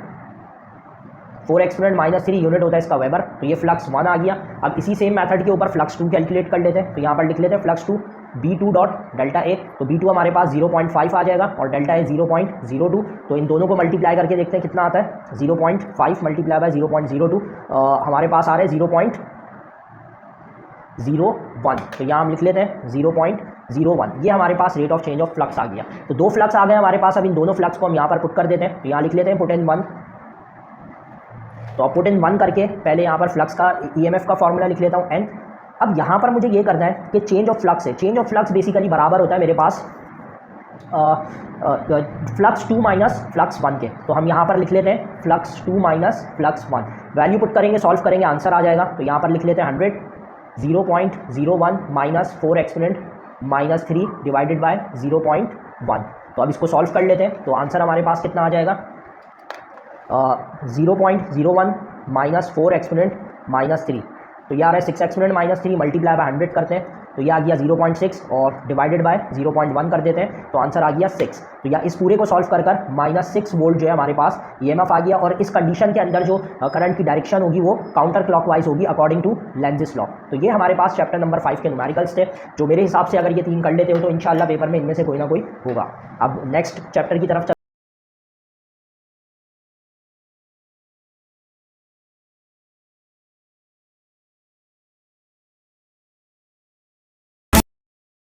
तो अब हम आ चुके हैं चैप्टर नंबर 6 या चैप्टर नंबर 20 AC सर्किट की तरफ। तो यहाँ लिख भी देते हैं कि ये अब हम जो न्यूमेरिकल करने जा रहे हैं, इंपॉर्टेंट न्यूमेरिकल जो करने जा रहे हैं वो चैप्टर 20 या फिर चैप्टर 6 के लिए है।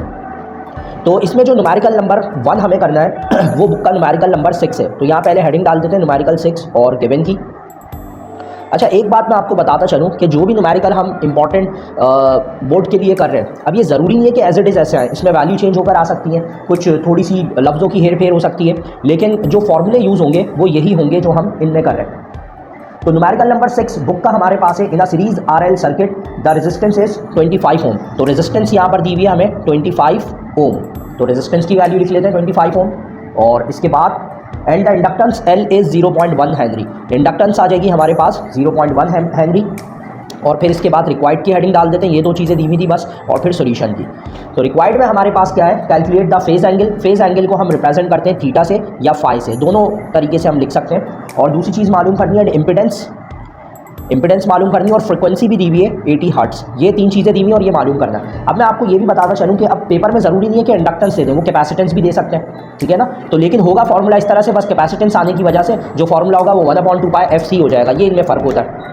तो अब हम सबसे पहले इसमें जो चीज़ कैलकुलेट करते हैं वो है हमारे पास इम्पिडेंस कैलकुलेट कर लेते हैं सबसे पहले। तो यहाँ पर हम हेडिंग डाल देते हैं for Z is equal to question mark. अब इम्पिडेंस निकालने के लिए हमें क्या करना पड़ेगा, इम्पिडेंस का फॉर्मूला होता है हमारे पास, पहले हमें XL निकालना पड़ेगा, यानी रिएक्टेंस ऑफ इंडक्टेंस। तो यहाँ पर XL का फॉर्मूला लगा लेते हैं, ये हो जाएगा 2 पाई FL।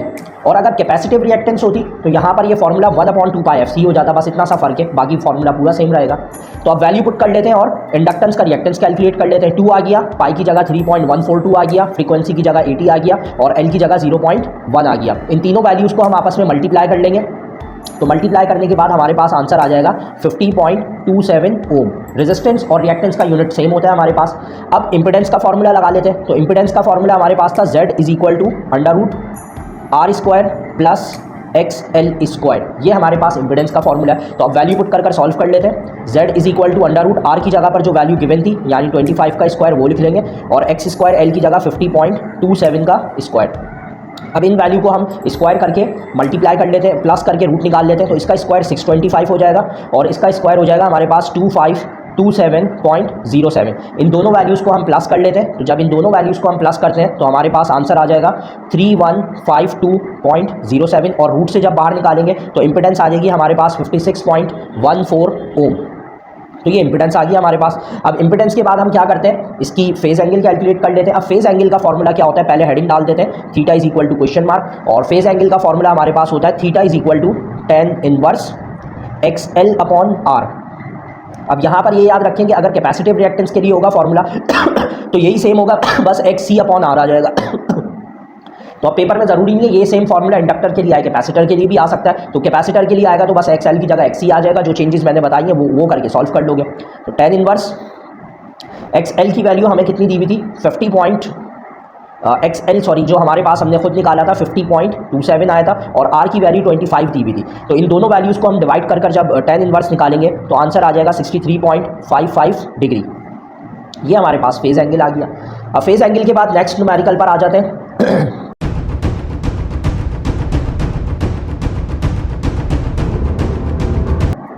अब जो न्यूमेरिकल हम करने जा रहे हैं वो बुक का तो न्यूमेरिकल नंबर 7 है, और इसके अंदर हमारे पास इसकी कोई और नंबरिंग बन रही है। बहरहाल यूनिट हमारे पास वही 6 है और न्यूमेरिकल लेकिन अब बुक का 7 है। तो यहाँ हेडिंग डाल देते हैं न्यूमेरिकल 7 और गिवन की। अब जो जो चीज़ें दी हुई हैं पहले वो लिख लेते हैं, क्या क्या दिया हुआ है। Numerical 7, in a parallel RC circuit the resistance R is 60 ohm. Resistance दी हुई है हमें 60 ओम, तो वो लिख लेते हैं हम यहाँ पर। आगे कह रहे हैं capacitive and capacitance is 30 microfarad. तो कैपेसिटेंस सी से डिनोट करते हैं, 30 माइक्रोफेराड है। माइक्रो की वैल्यू आपको याद होनी चाहिए, 3 एक्सपोनेंट माइनस 6 फेराड होती है। अच्छा यहीं पर ही मैं बता दूं कुछ वैल्यूज़ कुछ टर्म्स याद होनी चाहिए। मिली बराबर है 10 माइनस 3 के, माइक्रो बराबर है 10 माइनस 6 के, नैनो बराबर है 10 माइनस 9 के, और पीको बराबर है 10 माइनस 12 के। ये प्रीफिक्सेस याद होना जरूरी है आपको। आगे कह रहे हैं calculate the total current. Total current मालूम करना है फ्लोइंग थ्रू द सर्किट। इस सर्किट से जो करंट पास आउट हो रहा है वो हमें बताना है कितना है, और कब बताना है, जब फ्रीक्वेंसी जो है हमारे पास वो कितनी होनी चाहिए 120 हर्ट्ज, और वोल्टेज जो है हम कितना देंगे इसको 60 वोल्ट। ये सारी चीज़ें गिवन है इसके अंदर, तो गिवन में लिख ली। अब नेक्स्ट हेडिंग डाल देते हैं हम रिक्वायर्ड की, और रिक्वायर्ड के बाद फिर सोल्यूशन।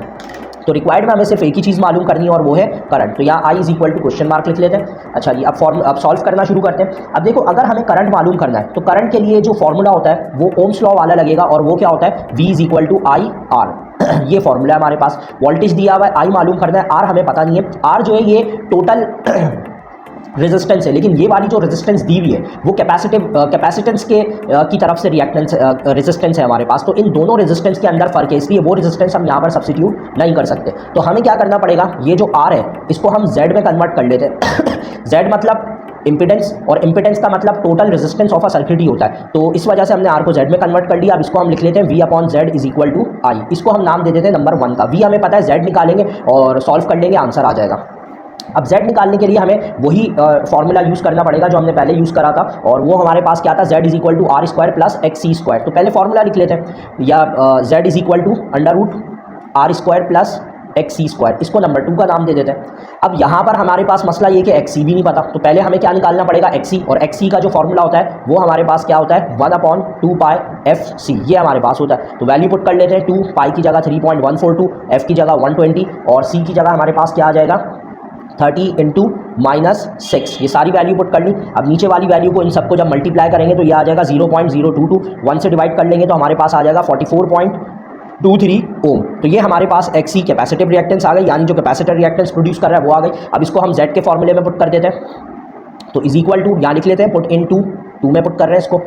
तो आर की जगह पर 60 का स्क्वायर और एक्स सी की जगह पर 44.23 का स्क्वायर हो जाएगा। तो अब हम इसको सॉल्व कर लेते हैं। तो सॉल्व करके हमारे पास क्या आ जाएगा, 60 का स्क्वायर 3600 हो जाएगा, तो लिख लेते हैं, और प्लस 44.23 का स्क्वायर 1956.29 हो जाएगा। इनको प्लस कर हम रूट प्लस कर लेते हैं पहले। तो प्लस करेंगे तो हमारे पास क्या आ जाएगा, प्लस करके हमारे पास आ जाएगा 56.29 ये आ गया। और अब इसकी रूट से वैल्यू बाहर निकाल लेंगे, तो रूट से जब बाहर निकालेंगे 74.5 0.54 ओम, ये हमारे पास Z आ गया। अब इस Z की वैल्यू को हम क्या करते हैं, 1 के अंदर पुट कर देते हैं, तो यहाँ लिख देते हैं पुट इन 1।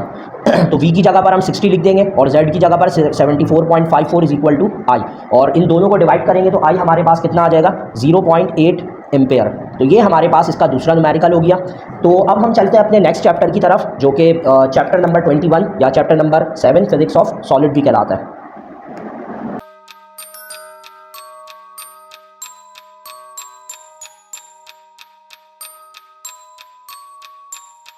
चलिए जी, अब हम आ गए यूनिट नंबर 21 या chapter number 7 physics of solid की तरफ। तो यहाँ लिख भी देते हैं कि आसानी के लिए कि ये हमारे पास चैप्टर 7 या 21 फिजिक्स ऑफ सॉलिड के इंपॉर्टेंट न्यूमेरिकल्स करने जा रहे हैं। तो इस चैप्टर से 2 न्यूमेरिकल्स को मैंने इंपॉर्टेंट रखा है। वैसे बहुत मुश्किल है कि इस चैप्टर में से आए, लेकिन फिर भी इनका कुछ भरोसा नहीं होता, तो मेरे अंदाजे से सिर्फ ये 2 न्यूमेरिकल्स आप लोग कर लें तो बेहतर रहेगा।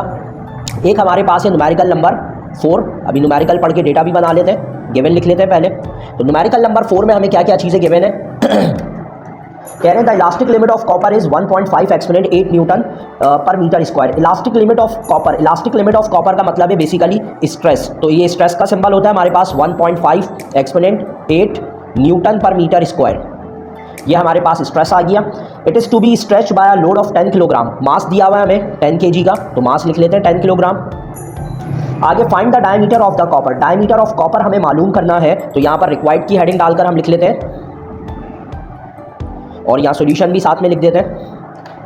डायमीटर ऑफ कॉपर हमें मालूम करना है, बेसिकली डिस्टेंस भी हम कह सकते हैं। इस मास को हम यहाँ पर वेट के अंदर कन्वर्ट कर लेते हैं या फोर्स के अंदर कन्वर्ट कर लेते हैं। तो फोर्स का फॉर्मूला या वेट का फॉर्मूला आपको पता है क्या होता है। फोर्स लिख लेता हूँ क्योंकि फॉर्मूले के अंदर जो है वो F/A लिखना पड़ेगा। तो यहाँ पर हम F की जगह पर mg, m हमारे पास 10 और g की वैल्यू हमारे पास 9.8, तो ये हो जाएगा 98 न्यूटन। 10 भी लिख सकते हैं, 100 न्यूटन आ जाएगा राउंड ऑफ करके। चलिए जी, अब फॉर्मूले की तरफ आ जाते हैं। तो सबसे पहले हम यहाँ पर स्ट्रेस का फॉर्मूला लिख लेते हैं। तो स्ट्रेस का फॉर्मूला हमारे पास क्या होता है, या हम ये भी कर सकते हैं कि स्ट्रेस का फॉर्मूला लिख लेते हैं पहले। तो स्ट्रेस का फॉर्मूला होता है हमारे पास F/A। ये स्ट्रेस का फॉर्मूला आ गया।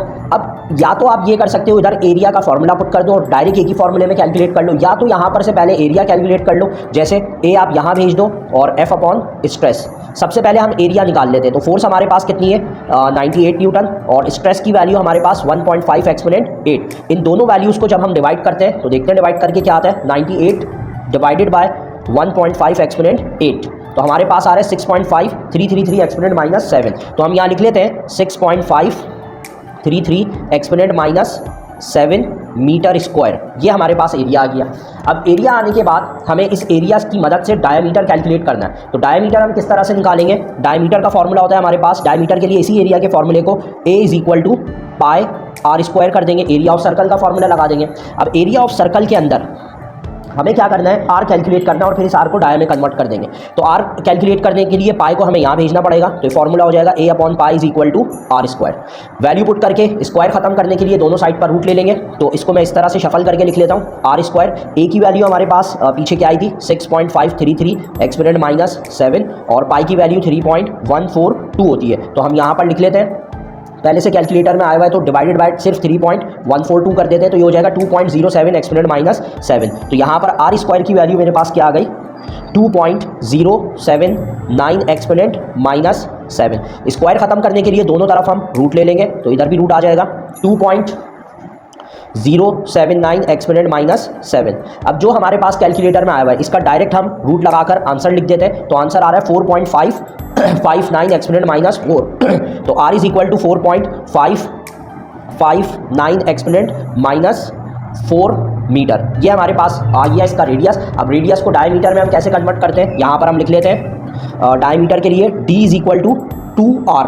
तो जो वैल्यू हमारे पास आई हुई है सिंपली उसको हम 2 से मल्टीप्लाई कर देंगे। तो कैलकुलेटर में रेडियस पहले से लिखा हुआ है, सिर्फ मल्टीप्लाई बाय 2 कर देते हैं। तो 9.1 exponent minus 4, 9.11 exponent minus 4 metre हमारे पास जो है डायमीटर आ गया। और इसको मिलीमीटर में भी हम कन्वर्ट कर सकते हैं। पॉइंट को एक डिजिट हम यहाँ कर देते हैं, तो 0.911 एक्सपोनेंट माइनस 3 मीटर हो जाएगा। और माइनस 3 को हम फिर लिख सकते हैं मिलीमीटर। तो इस तरह से भी हम इस वैल्यू को लिख सकते हैं। तो ये डायमीटर आ गया।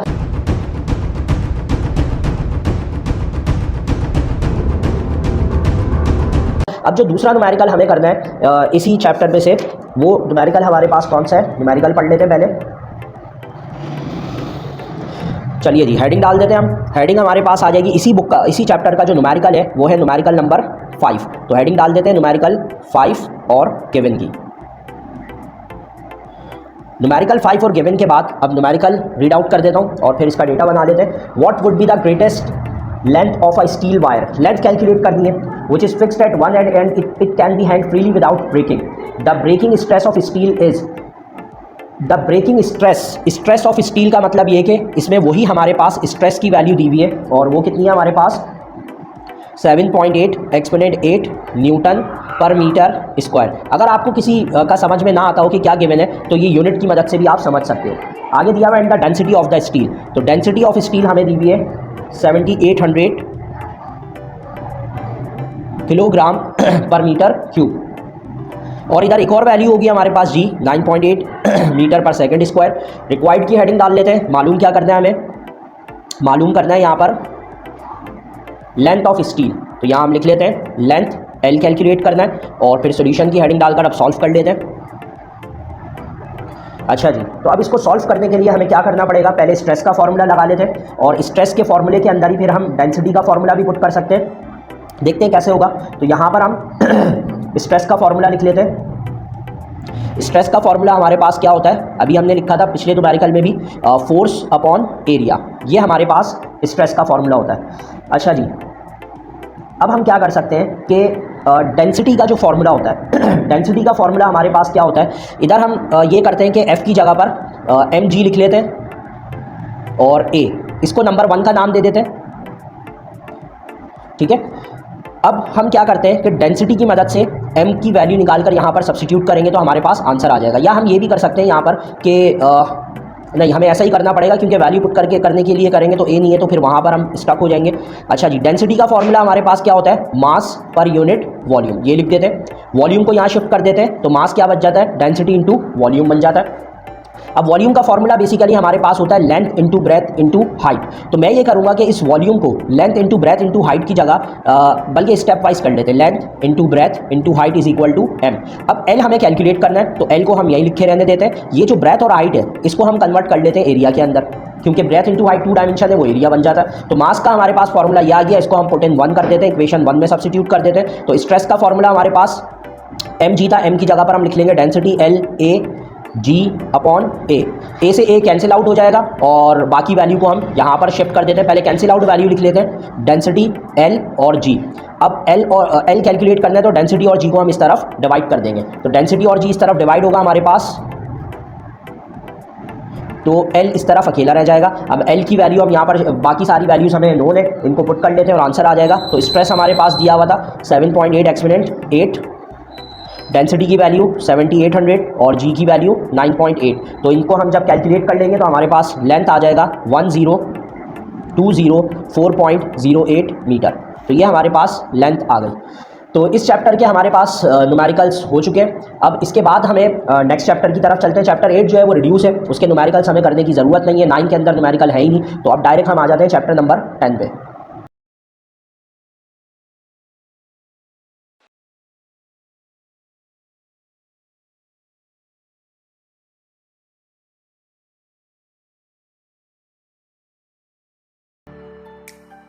How fast would a rocket have to go relative to an observer for its length to be contracted to 99% of its length at rest? यानी कि जो लेंथ है हमारे पास ओरिजिनल लेंथ, वो 99% जो है वो रेस्ट लेंथ के जो है वो हो जाती है। तो उसके लिए अगर हमें करना है तो उसके लिए हमें इस रॉकेट को कितना मूव कराना पड़ेगा, यानी लेंथ अगर 99% कॉन्ट्रैक्ट होती है तो स्पीड ऑफ रॉकेट जो है वो क्या होनी चाहिए। तो इस 99% को हम कन्वर्ट कर लेंगे फ्रैक्शन के अंदर, डिवाइडेड बाय 100 कर, तो ये हमारे पास हो जाएगा 0.99 L0। नेक्स्ट हेडिंग डाल देते हैं रिक्वायर्ड की। रिक्वायर्ड में हमें स्पीड मालूम करना है, तो यहाँ पर हम लिख देते हैं v, और अब सॉल्यूशन फॉर्मूला वही न्यूमेरिकल 1 वाला ही हम यूज़ करेंगे और ये इंपॉर्टेंट न्यूमेरिकल है, पेपर में आ सकता है। तो फॉर्मूला हमारे पास हो जाएगा L is equal to L0 under root 1 minus V square upon C square. तो L की जगह पर हम ये वैल्यू रख देते हैं जो इसकी है, यानी कि 0.99 L0 और यहाँ पर L0 1 minus V square over C square. L0 से L0 कैंसिल आउट हो जाएगा और फिर बचेगा यहाँ पर 0.99 under root 1 minus V square upon C square. Root खत्म करने के लिए स्क्वायरिंग ऑन बोथ साइड कर लेते हैं, तो यही लिख देते हैं स्क्वायरिंग ऑन बोथ साइड। इधर स्क्वायर से रूट कट जाएगा और 0.99 का जब आप स्क्वायर करोगे तो आंसर आ जाएगा 0.9801 और इस तरफ रूट कैंसिल हो गया तो 1 minus V square C square हम एज इट इज लिख लेंगे। अब वी हमें कैलकुलेट करना है, तो वी स्क्वायर सी स्क्वायर को हम यहाँ पर शिफ्ट कर देते हैं और इस वैल्यू को वहाँ, तो हम कुछ इस तरह लिख लेंगे V square upon C square 1, ये उधर जाकर माइनस हो जाएगा, तो 0.9801, ये माइनस का था वहाँ जाकर प्लस हो गया, ये प्लस का था यहाँ कर माइनस हो गया। तो अब इन दोनों को हम माइनस करा लेते हैं, तो जब हम इन 1 माइनस 0.98 करेंगे तो ये हमारे पास कितना हो जाएगा, यहाँ पर हमारे पास आ जाएगा ये V square upon C square, और 1 माइनस 0.9801 करेंगे तो ये हो जाएगा 0.0199, ये वैल्यू आ जाएगी। अब सी स्क्वायर को हम वहाँ पर शिफ्ट कर देते हैं, तो 0.0199 सी स्क्वायर, दो स्क्वायर रूट स्क्वायर खत्म करने के लिए दोनों साइड पर रूट ले लेंगे, तो 0.0199 सी स्क्वायर से रूट कट जाएगा, इधर बी से ये कट जाएगा, तो ये हो जाएगा अंडर रूट 0.0199, लेकिन वैल्यू ऑफ सी जो है वो रूट से बाहर आ जाएगी। तो सिर्फ इतने हिस्से का हम रूट निकालेंगे, जब इतने हिस्से का हम रूट निकालेंगे तो हमारे पास कितना आ जाएगा देख लेते हैं, तो 0.0199 अंडर रूट 0.0199, ये आ गया 0.4106, तो इसकी जगह पर हम लिख लेते हैं 0.14106, और स्पीड ऑफ लाइट होती है 3 एक्सपोनेंट 8। तो ये जो वैल्यू आई है इसको हम डायरेक्ट मल्टीप्लाई कर देते हैं 3 एक्सपोनेंट 8 के साथ, तो ये आ जाएगा हमारे पास 423202007.94, और अगर हम इसको एक्सपोनेंट में कन्वर्ट करेंगे तो पॉइंट को हम उठाकर 4 के पास शिफ्ट कर देते हैं, तो 4.2 एक्सपोनेंट पॉइंट कितना,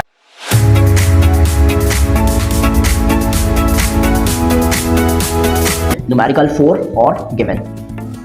तो न्यूमेरिकल 4 हमारे पास है, लिखा हुआ है at what speed is particle moving if the mass is equal to 3 times its rest mass, यानी कंडीशन ये है कि m बराबर है 3m0 के, ये क्वेश्चन नंबर 2 की तरह ही है, और हमें मालूम करना है स्पीड ऑफ लाइट, स्पीड हमें मालूम करनी है उस पार्टिकल की, वो कितनी स्पीड से ट्रैवल करेगा कि इसका मास जो है वो उसके 3 टाइम्स के बराबर हो जाए। तो रिक्वायर्ड और फिर सोल्यूशन की हेडिंग डाल देते हैं, फॉर्मूला लिख लेते हैं, m is equal to m0 upon 1 minus V square upon C square. तो m की जगह पर हम वैल्यू रख देते हैं 3m0 की, फिर इसको हम सॉल्व कर लेंगे, तो m की जगह पर हम लिख देते हैं 3m0, और ये वाला m0 एज इट इज आ जाएगा, और नीचे वाली वैल्यू भी 1 minus V square upon C square, ये सब हमने एज इट इज लिख दिया। तो अब m0 से m0 कैंसिल हो जाएगा, तो यहाँ ये जो वैल्यू बची है इसको हम यहाँ शिफ्ट कर देते हैं 3 के पास, तो हम यहाँ पर लिख लेंगे 1 minus V square upon C square, और यहाँ पर कैंसिल हो गया तो यहाँ पर 1 बचता है, और इस 3 को हम यहाँ नीचे शिफ्ट कर देंगे, सॉल्व करने में आसानी रहेगी। अब हमें अब इसका स्क्वायरिंग ऑन बोथ साइड कर देते हैं ताकि रूट को हम कैंसिल आउट कर सकें,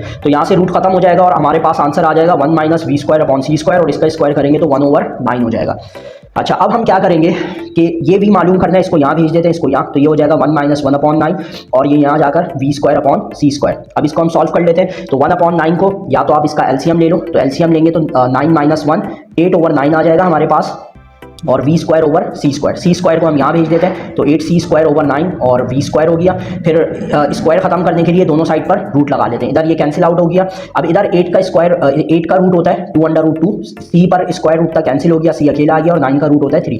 बुक का आंसर यही है, लेकिन आप आगे भी चाहो तो इसको वैल्यू ऑफ सी पुट करके पॉइंट में लाकर सॉल्व कर सकते हो। तो ये आपके पास न्यूमेरिकल नंबर 4 आ गया।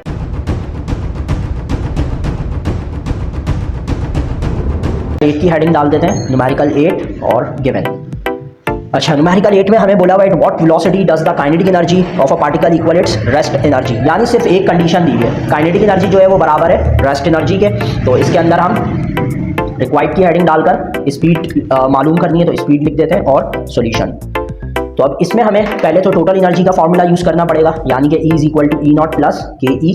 अब KE बराबर है हमारे पास E0 के, तो इसको हम E0 लिख देते हैं। अब पेपर के अंदर आ सकता है कि kinetic energy is twice of the rest energy, तो इसको 2E0 लिखना पड़ेगा, जैसे पेपर में कंडीशन देगी वैसे आपको करना पड़ेगा। तो ये हो जाएगा हमारे पास E is equal to 2E0। इसका फॉर्मूला क्या होता है mc स्क्वायर, और इसका होता है 2m0 c square. C square से सी स्क्वायर कैंसिल हो गया, तो m बराबर हो गया 2m0 के। वो ये ऊपर वाले क्वेश्चन की तरह बन गया, शायद 5 में करा था या 4 में। तो अब m की जगह पर हम रख देंगे m0 upon 1 minus V square upon C square, और इधर आ जाएगा 2m0, m0 से m0 कट जाएगा, इसको यहाँ और यहाँ इधर 1 बचा है, तो ये हो जाएगा 1/2 under root 1 minus V square upon C square. ये हमारे पास ये आ गया, स्क्वायरिंग ऑन बोथ साइड कर देंगे, तो 1 minus V square upon C square 1/4, इसको यहाँ भेज देते हैं, इसको यहाँ, तो ये कुछ इस तरह से हो जाएगा V square over C square, और इसको 4 माइनस 1 यानी 3/4 कर देते हैं, सी स्क्वायर को यहाँ भेज देते हैं। स्क्वायरिंग दोनों साइड पर हम रूट ले लेंगे, तो ये हो जाएगा हमारे पास v इज इक्वल टू √3, 4 का √2 हो जाएगा, और ये c। तो ये हमारे पास वेलोसिटी हो जाएगी, और आप चाहो तो वैल्यू ऑफ वेलोसिटी पुट कर इसको आगे भी सॉल्व कर सकते हो। अब हम आ जाते हैं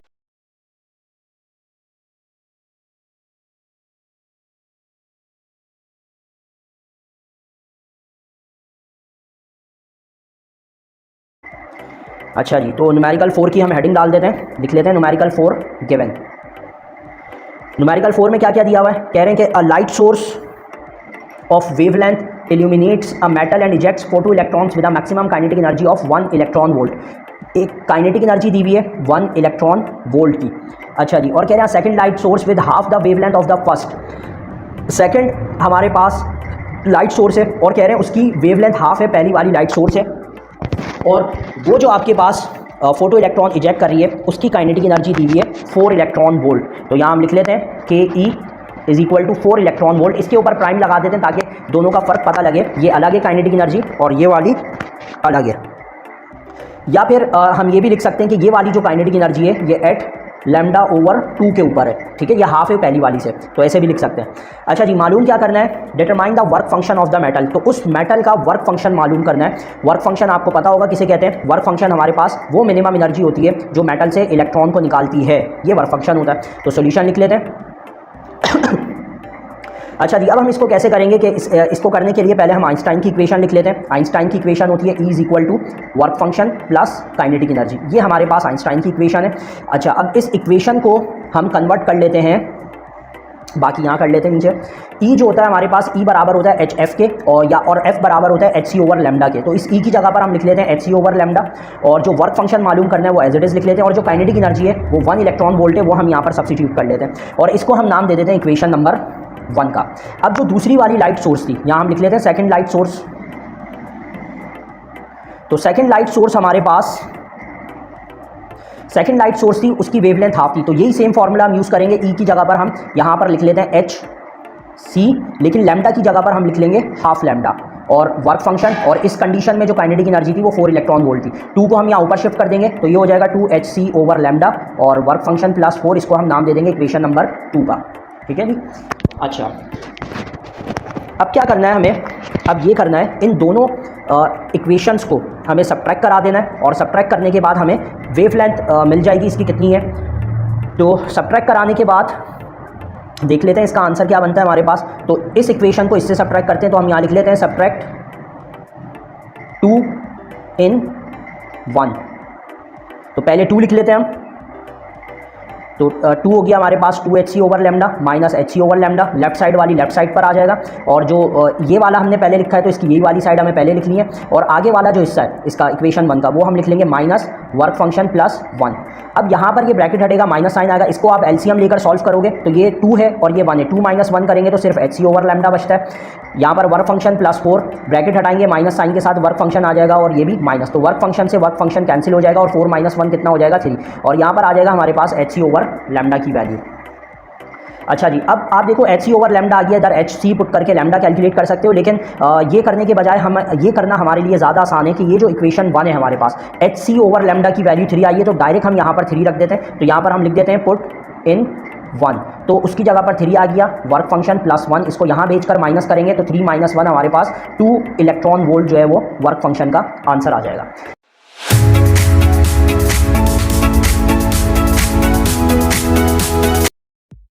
यहाँ लिख लेते हैं न्यूमेरिकल 5 गिवन। अच्छा जी, न्यूमेरिकल 5 में क्या क्या दिया हुआ है, कह रहे हैं 430 नैनोमीटर वायलेट लाइट, यानी कि वेवलेंथ दी हुई है 430 नैनोमीटर, सही है। आगे कह रहे हैं an incident on a calcium photo electrode with a work function of 2.7 electron volt, work function दिया हुआ है 2.7 इलेक्ट्रॉन वोल्ट। और आगे कह रहे हैं find the energy of incident photon and maximum kinetic energy of ejected photon, यानी कि एक लाइट है जिसकी वेवलेंथ 430 नैनोमीटर है, इसको कन्वर्ट कर लेते हैं 430 एक्सपोनेंट -9, नैनो जो होता है वो -9 के बराबर होता है, तो नैनो की जगह एक्सपोनेंट -9 आ जाएगा। तो ये वर्क फंक्शन है हमारे पास, और इस वर्क फंक्शन की जो वैल्यू हमें दी हुई है वो 2.7 इलेक्ट्रॉन वोल्ट दी हुई है। तो कह रहे हैं कि ये वर्क फंक्शन उस इलेक्ट्रोड के अंदर के जो कैल्शियम का इलेक्ट्रोड है उसमें से इलेक्ट्रॉन को बाहर निकाल देता है, और जो लाइट उसके ऊपर इंसिडेंट कर रही है उसकी वेवलेंथ ये। तो आप बताओ कि उस फोटोन की एनर्जी कितनी है और जो इलेक्ट्रॉन निकलेगा उसकी काइनेटिक एनर्जी कितनी होगी, ये 2 चीज़ें हमें मालूम करनी है। तो यहाँ पर हम रिक्वायर्ड की हेडिंग डाल देते हैं, और रिक्वायर्ड में डालकर हम पहले लिख लेते हैं कि हमें एनर्जी मालूम करना है, और दूसरे नंबर पर काइनेटिक एनर्जी मालूम करना है, ये 2 चीज़ें मालूम करनी है। तो फिर नेक्स्ट हेडिंग डाल देते हैं solution.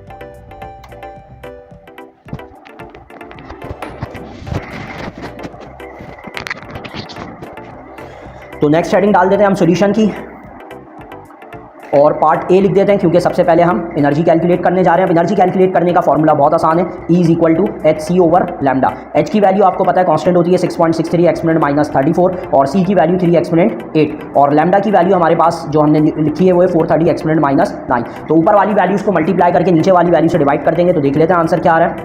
6.63 exponent minus 34 multiply by 3 exponent 8, ये ऊपर वाली वैल्यू आ गई हमारे पास। अब डायरेक्टली हम इसको डिवाइड कर देंगे 430 एक्सपोनेंट माइनस 9 से, तो ये आ जाएगा 4.62 एक्सपोनेंट माइनस 19। तो यहाँ लिख लेते हैं 4.62 एक्सपोनेंट माइनस 19 जूल। अब ये एनर्जी आई है जूल में, वर्क फंक्शन था इलेक्ट्रॉन वोल्ट में, तो हमें इसको भी इलेक्ट्रॉन वोल्ट में कन्वर्ट करना है। तो जो आंसर आए उसको हम डायरेक्ट डिवाइड कर देंगे 1.9 एक्सपोनेंट माइनस 1.6 एक्सपोनेंट माइनस 19 के साथ, जो कि चार्ज ऑफ इलेक्ट्रॉन होता है। तो हो गया 2.89, तो हम यहाँ पर आंसर में लिख लेते हैं 2.89 इलेक्ट्रॉन वोल्ट, ये एनर्जी आ गई। अब काइनेटिक एनर्जी कैलकुलेट कर लेते हैं। तो काइनेटिक एनर्जी के लिए हम यहाँ पर हेडिंग डाल देते हैं पार्ट बी, और काइनेटिक एनर्जी लिख लेते हैं। अब इसके लिए वही आइंस्टाइन का फॉर्मूला लगेगा, E is equal to work function plus kinetic energy. तो एनर्जी हमारे पास आया था 2.89, और वर्क फंक्शन हमारे पास आया 2.7 जो गिवन है। 2.7 को वहाँ भेजकर माइनस कर देंगे 2.71, और काइनेटिक एनर्जी हमारे पास कितनी आ जाती है माइनस करने के बाद, ये आ जाएगा हमारे पास 0.18 इलेक्ट्रॉन वोल्ट। तो ये आसान सा न्यूमेरिकल था, न्यूमेरिकल नंबर 5। न्यूमेरिकल नंबर 5 भी जो है ये पेपर के अंदर आ सकता है।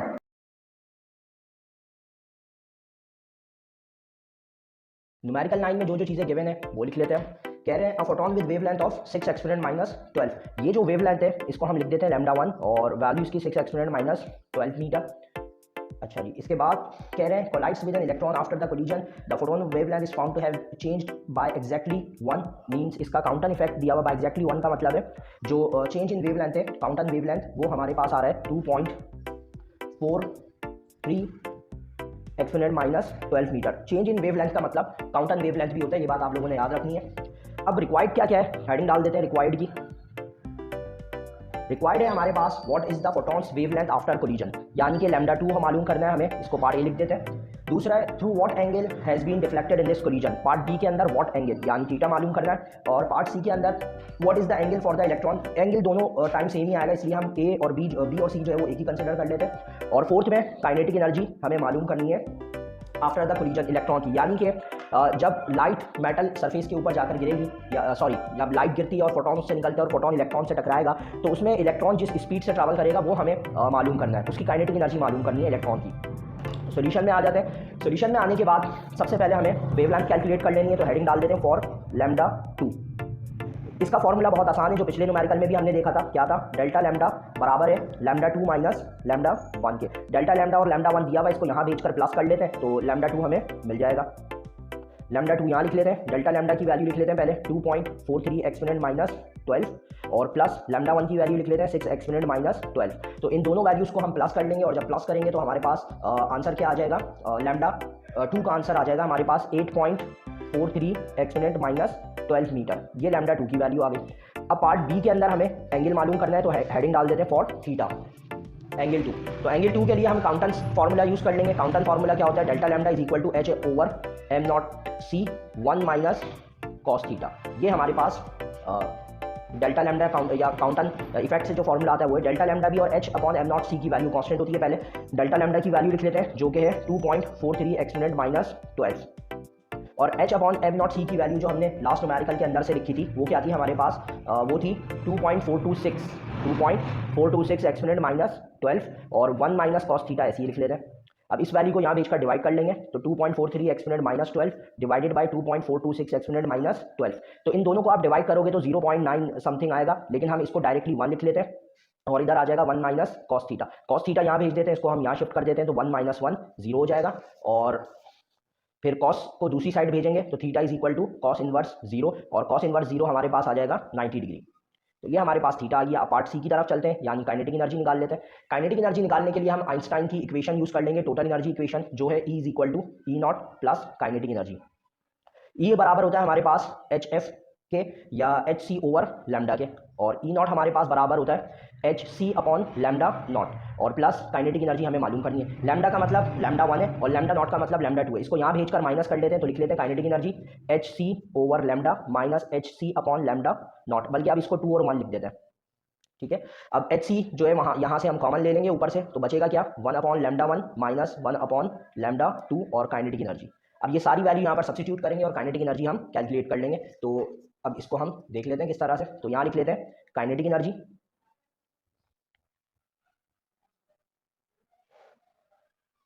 तो kinetic energy is equal to H C. H की वैल्यू 6.63 एक्सपोनेंट माइनस 34 और सी की वैल्यू हमारे पास 3 एक्सपोनेंट 8 और आगे हमारे पास 1/λ1, तो λ1 की जगह पर हम λ1 की वैल्यू रख लेते हैं जो कि 6 एक्सपोनेंट माइनस 12 है और λ2 की जगह पर जो हमने वैल्यू कैलकुलेट करी थी यानी 8.43 एक्सपोनेंट माइनस 12। अब इन दोनों को आप मल्टीप्लाई करते हो तो इन दोनों को मल्टीप्लाई करने से हमारे पास आंसर आ जाएगा, मल्टीप्लाई करके देख लेते हैं। तो आंसर आ रहा है हमारे पास 1.989 एक्सपोनेंट माइनस 25। ये इन दोनों को मल्टीप्लाई करके आंसर आ गया हमारे पास।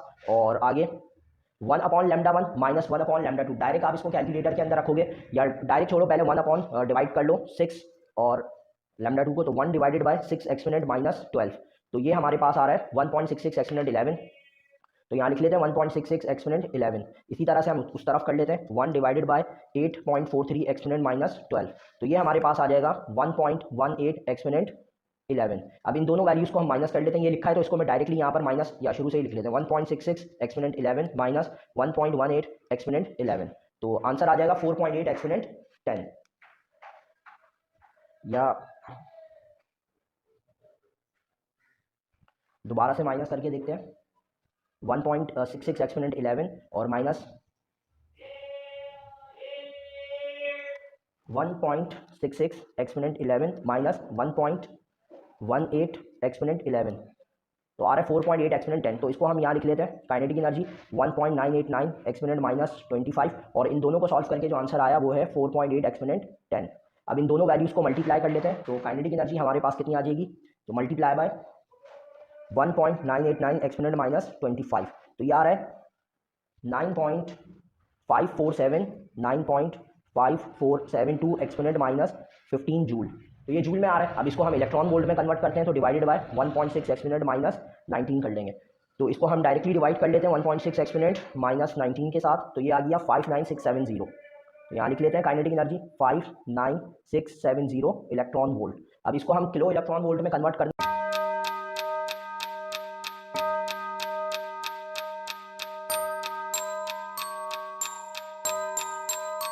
अच्छा जी, अब यूनिट नंबर 26 एटॉमिक फ़िज़िक्स की तरफ आ गए। एटॉमिक फ़िज़िक्स का जो इम्पॉर्टेंट क्वेश्चन है वो है क्वेश्चन नंबर 8। तो क्वेश्चन नंबर 8 पढ़ लेते हैं, पहले हेडिंग डाल देते हैं न्यूमेरिकल 8 और गिवन की हेडिंग डाल देते हैं। अब न्यूमेरिकल पढ़ के डेटा बना लेते हैं। लिखा हुआ है कैलकुलेट द वेवलेंथ, वेवलेंथ हमें कैलकुलेट करनी है इसकी, और लिखा हुआ of X-rays the energy of one photon emitted by the X-ray machine is, energy आपको दी हुई है, इसमें एनर्जी कितनी दी हुई है 1.9878 एक्सपोनेंट माइनस 15 जूल, ये एनर्जी दी हुई है। साथ ही साथ एच और सी की कांस्टेंट वैल्यूज़ भी यहाँ पर लिख लेते हैं हम, exponent minus 34 J into S और 3 एक्सपोनेंट 8 मीटर पर सेकेंड। अब नेक्स्ट हेडिंग डाल देते हैं यहाँ पर रिक्वायर्ड की, रिक्वायर्ड में हमें जो चीज़ मालूम करनी है वो लिख लेते हैं जो कि हमारे पास है वेवलेंथ। अब हेडिंग डाल देते हैं यहाँ पर सॉल्यूशन की। अब सॉल्यूशन के अंदर यहाँ पर जो हमें फार्मूला यूज़ करना है वो फार्मूला हमारे पास क्या होगा, E is equal to H C upon lambda, ये फार्मूला है हमारे पास। क्योंकि लैम्डा कैलकुलेट करना है तो इसको हम यहाँ भेज देते हैं और ई को नीचे डिवाइड में, तो बस अब यहाँ पर वैल्यू सब्स्टिट्यूट कर लेंगे और हमारे पास आंसर आ जाएगा। तो वैल्यू रख लेते हैं अब हम यहाँ पर, यहाँ लिख लेते हैं सबसे पहले के वेवलेंथ एच की वैल्यू 6.63 एक्सपोनेंट माइनस 34, सी की वैल्यू 3 एक्सपोनेंट 8 और फिर डिवाइडेड बाय एनर्जी की वैल्यू 1.9878 एक्सपोनेंट माइनस 15। अच्छा, मॉडल पेपर में जो है -15 की जगह +15 दिया हुआ है, वैल्यू कोई भी दे दे, बस आपको इसको कैलकुलेट करना आना चाहिए। अब ऊपर वाली वैल्यूज़ को मल्टीप्लाई कर लेते हैं, तो मल्टीप्लाई कर कर हमारे पास क्या आता है 6.63 exponent minus 34 multiply by 3 exponent 8, तो ये आ रहा है हमारे पास 1.989 एक्सपोनेंट माइनस 25 और नीचे वाली वैल्यू 1.9878 एक्सपोनेंट माइनस 15। इन दोनों वैल्यूज़ को हम यहाँ पर डिवाइड कर देते हैं, तो 1.9878 एक्सपोनेंट माइनस 15। तो आंसर आ गया हमारे पास वेवलेंथ का 1.000 एक्सपोनेंट माइनस 10 आ रहा है। तो एक्सपोनेंट माइनस 10 लिख लेते हैं। अब बुक में नैनोमीटर में कन्वर्ट करा हुआ है, तो नैनो में कैसे कन्वर्ट करेंगे, 1 के इधर पॉइंट लगा हुआ है, अगर कुछ भी नहीं है तो मतलब पॉइंट आखिर में, एक डिजिट पॉइंट को हम यहाँ कर देंगे तो 0.1 हो जाएगा। जब एक डिजिट पॉइंट को हमने पीछे करा है तो यहाँ से हमें नंबर भी एक डिजिट पीछे करना पड़ेगा, और एक्सपोनेंट माइनस 9 जो है वो बराबर होता है नैनो के, और मीटर इसका यूनिट आ जाएगा। तो ये हमारे पास वेवलेंथ आ गई। अब नेक्स्ट चैप्टर के न्यूमेरिकल की तरफ चलते हैं।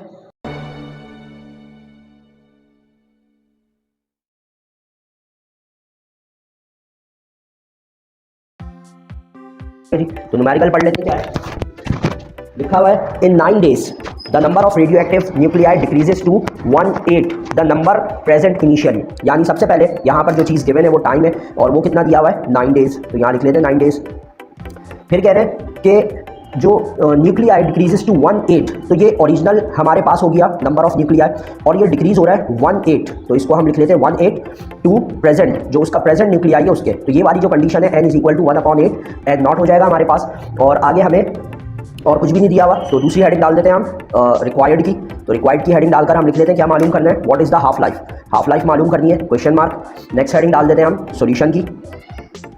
तो सॉल्यूशन की हेडिंग डालने के बाद हम सॉल्व कर लेते हैं न्यूमेरिकल।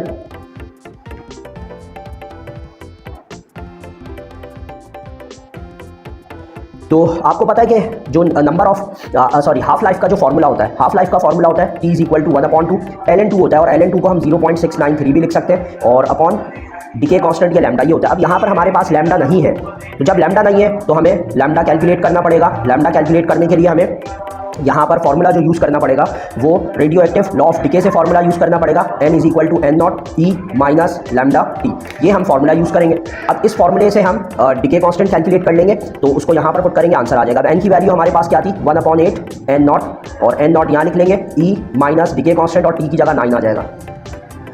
अब n0 से n0 कैंसिल हो जाएगा हमारे पास, और बचेगा क्या 1/8 = E - डिके कांस्टेंट और 9।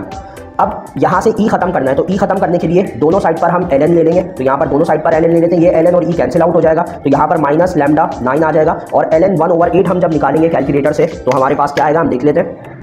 तो 1/8 कर लेते हैं, ये आ रहा है 0.125, तो ln 0.125, ये आ रहा है -2.079, तो हम यहाँ लिख लेते हैं ln 8 की जगह -2.079। 9 को इस तरफ डिवाइड कर देते हैं, माइनस से माइनस साइन कैंसिल आउट कर देते हैं, तो ये हो जाएगा 2.079 डिवाइडेड बाय 9 और डिके कांस्टेंट। तो हमारे पास डिके कांस्टेंट की जो वैल्यू आएगी डिवाइडेड बाय डायरेक्ट 9 कर देते हैं, तो ये आ रहा है 0.23, तो यहाँ हम लिख लेते हैं 0.23, ये डिके कांस्टेंट आ गया। और डिके कांस्टेंट निकालकर हम, और इसका यूनिट सेकंड इनवर्स होता है, लेकिन क्योंकि यहाँ डेज रखा है तो डेज इनवर्स इसका यूनिट हो जाएगा। अब इसको हम यहाँ पर सब्स्टिट्यूट कर देते हैं हाफ लाइफ की जगह पर, तो हाफ लाइफ की जगह पर सब्स्टिट्यूट करने के बाद हमारे पास आंसर हमें पता लग जाएगा हाफ लाइफ का।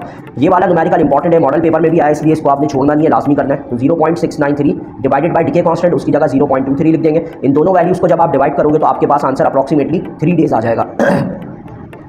ये हमारे पास हाफ लाइफ आ गई।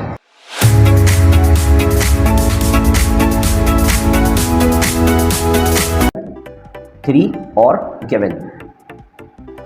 अच्छा जी, न्यूमेरिकल 3 गिवन के बाद न्यूमेरिकल देख लेते हैं क्या है। कह रहे find the binding energy in mega electron volt for lithium. Lithium आपको दिया हुआ है और उसका एटॉमिक मास दिया हुआ है लिथियम का, तो जो लिथियम का एटॉमिक मास है उसको हम डिनोट कर लेंगे mx के साथ। एटॉमिक मास ऑफ लिथियम वो कितना है 7.016003 U। यहाँ पर मास हम किलोग्राम के अंदर नहीं बल्कि यूनिट के अंदर लिखेंगे। और अब इसके अंदर कुछ कांस्टेंट वैल्यू भी हमारे पास, जैसे मास ऑफ प्रोटॉन है। अब मास ऑफ प्रोटॉन आपको पता है 9.1 एक्सपोनेंट -31 kg होता है, लेकिन जब इसको हम यूनिट के अंदर लिखेंगे तो ये हो जाएगा 7825 यूनिट। इसी तरह मास ऑफ न्यूट्रॉन भी लिखेंगे 1.008665 यूनिट्स आ जाएगा। तो ये दोनों वैल्यूज कांस्टेंट है, ये गिवन है। अब यहाँ पर हमें जो लिथियम दिया हुआ है, लिथियम के हमें नंबर ऑफ प्रोटॉन्स और नंबर ऑफ न्यूट्रॉन्स भी लिखने हैं। तो Z हमारे पास नंबर ऑफ प्रोटॉन होता है, Z हमारे पास नंबर ऑफ प्रोटॉन मतलब 3 हो जाएगा, और नंबर ऑफ न्यूट्रॉन हमारे पास n होता है, उसको हम 7 - 3 करेंगे तो 4 जो है हमारे पास नंबर ऑफ न्यूट्रॉन्स आ जाएगा। अब हेडिंग डाल देते हैं रिक्वायर्ड की। रिक्वायर्ड में हमें क्या करना है, बाइंडिंग एनर्जी कैलकुलेट करनी है। फिर सोल्यूशन की हेडिंग डाल देते हैं। अच्छा जी, तो ये हमारे पास आ गया सोल्यूशन। ये थर्ड न्यूमेरिकल भी बहुत इंपॉर्टेंट है, पास्ट पेपर्स में आपको ये बहुत बार लिखा हुआ नजर आएगा। अब बाइंडिंग एनर्जी का फॉर्मूला लिख लेते हैं। बाइंडिंग एनर्जी का जो फॉर्मूला होता है हमारे पास वो होता है B.E यानी बाइंडिंग एनर्जी। मास डिफेक्ट लिखते हैं। मास डिफेक्ट हमारे पास क्या आ जाएगा, ZMP प्लस NMN, ये दोनों प्लस हो जाएंगे और इनमें से हमें माइनस करना पड़ेगा MX और C स्क्वायर की वैल्यू भी यहाँ कॉन्स्टेंट होती है। तो अब ये सारी वैल्यूज़ यहाँ पर सब्स्टिट्यूट कर लेते हैं, आंसर आ जाएगा। Z की जगह पर हम लिख लेंगे जो 3 आया था हमारे पास, और मास ऑफ प्रोटॉन की जगह पर 1.007825, फिर प्लस N की जगह पर लिख लेंगे 7 और MN की जगह 1.008665 और फिर माइनस MX आ जाएगा, MX की जगह पर 7.016003, ब्रैकेट क्लोज कर लेते हैं। अच्छा जी, तो अब ब्रैकेट क्लोज करने के बाद यहाँ पर C स्क्वायर, तो C स्क्वायर की वैल्यू होती है 931.5 मेगा इलेक्ट्रॉन वोल्ट होती है। यहाँ लिख भी देते हैं C स्क्वायर होता है 931.5 मेगा इलेक्ट्रॉन वोल्ट। तो अब ये सारी वैल्यूज हमने रख ली, अब इसको सॉल्व कर लेते हैं। अब सॉल्व किस तरह से करेंगे, ये जो 3 है पहले इससे मल्टीप्लाई कर लेते हैं। 3 मल्टीप्लाई 1.007825, ये 3 मल्टीप्लाई करा इससे, तो हमारे पास आंसर क्या आ गया 3.023475 प्लस, अब 7 को इससे मल्टीप्लाई कर लेते हैं। तो 7 को जब इससे मल्टीप्लाई करते हैं तो देखते हैं 7 मल्टीप्लाई 1.008665, तो ये आ गया हमारे पास 7.060655। ये हमारे पास ब्रैकेट क्लोज हो गया और इसके बाद ये वाली वैल्यू आ जाएगी इसके बाहर -7.016003 और इन सब के बाहर स्पीड ऑफ लाइट आ जाएगा 931.5। अब इनको प्लस करके इससे माइनस कर लेते हैं, तो यहाँ लिखते हैं 3.023475 प्लस, अच्छा सॉरी ये हमारे पास 4 है, तो यहाँ पर हमें इसको 4 को मल्टीप्लाई करना पड़ेगा, यानी 4 मल्टीप्लाई 1.008665, तो ये आएगा हमारे पास 4.03466, ये हमारे पास नंबर आएगा इसका। तो अब इसको हम डायरेक्टली प्लस कर लेते हैं 3.023475 से, तो ये आ जाएगा हमारे पास प्लस होकर 7.058135, इसको माइनस करेंगे 7.016003 के साथ और मल्टीप्लाई कर देंगे 931.5 के साथ। तो ये जो आंसर आया इसको हम डायरेक्टली लिख लेते हैं -7.016003, तो ये आ जाएगा हमारे पास 0.042132 और इसको मल्टीप्लाई कर लेंगे 931.5 से, तो डायरेक्ट लिख लेते हैं 931.5। तो ये आ रहा है हमारे पास binding energy 39.24 mega electron volt. क्योंकि हमने स्पीड ऑफ लाइट की value direct mega electron volt में रखी है तो इसका आंसर भी हमारे पास। अच्छा जी, तो बाइंडिंग एनर्जी हमारे पास आ चुकी है 39.24 मेगा इलेक्ट्रॉन वोल्ट। अब अगर इस बाइंडिंग एनर्जी को हमें कन्वर्ट करना है जूल्स के अंदर, तो जूल्स में हम इसको कैसे कन्वर्ट करेंगे, लिख लेते हैं यहाँ पर पहले बाइंडिंग एनर्जी। सबसे पहले इस मेगा को रिमूव करते हैं, तो 39.24 मेगा की वैल्यू होती है एक्सपोनेंट 6, तो यहाँ पर हम लिख लेंगे एक्सपोनेंट 6 और आगे इलेक्ट्रॉन वोल्ट आ जाएगा। तो ये मेगा से सिर्फ इलेक्ट्रॉन वोल्ट में कन्वर्ट हो गया। अब इलेक्ट्रॉन वोल्ट से हमें इसको कन्वर्ट करना है जूल के अंदर, तो जूल में कन्वर्ट करने के लिए 39.24 एक्सपोनेंट 6 मल्टीप्लाई कर देंगे चार्ज ऑफ इलेक्ट्रॉन से, तो चार्ज ऑफ इलेक्ट्रॉन हमारे पास एक्सपोनेंट -19 होता है। इन दोनों को जब आपस में मल्टीप्लाई करेंगे तो आंसर देख लेते हैं हमारे पास कितना आता है 39.24 एक्सपोनेंट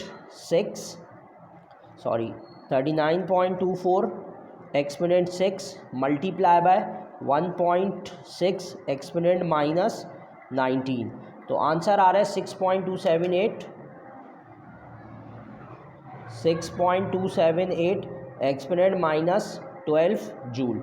तो अगर मेगा इलेक्ट्रॉन वोल्ट को जूल में कन्वर्ट करना हो, MCQs में भी आ सकता है, तो इस तरह से हम कर लेंगे। चलिए अब नेक्स्ट न्यूमेरिकल की तरफ चलते हैं।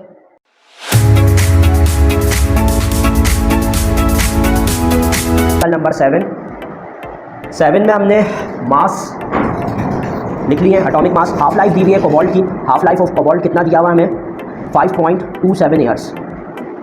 इसको हम सेकंड्स के अंदर कन्वर्ट कर लेंगे, किस तरह से, जैसे पीछे किया था 5.27 मल्टीप्लाई बाय 24 मल्टीप्लाई बाय 60 × 60। तो इसको जब हम सॉल्व करेंगे, अच्छा एयर है तो यहाँ पर डेज आएंगे, एक 365 का मजीद इजाफा हो जाएगा, तो जब आप इनको मल्टीप्लाई करोगे तो आंसर आ जाएगा 166 एक्सपोनेंट 6 सेकेंड्स। ठीक है जी, तो ये हमारे पास जो एयर था सेकंड के अंदर कन्वर्ट हो गया। अब मालूम क्या करना है, रिक्वायर्ड की हेडिंग डाल देते हैं। रिक्वायर्ड है हमारे पास determine the activity of radio active material. Activity हमें मालूम करनी है रेडियो एक्टिव मटेरियल की, इधर A0 का नाम दे देते हैं, सोल्यूशन लिख लेते हैं।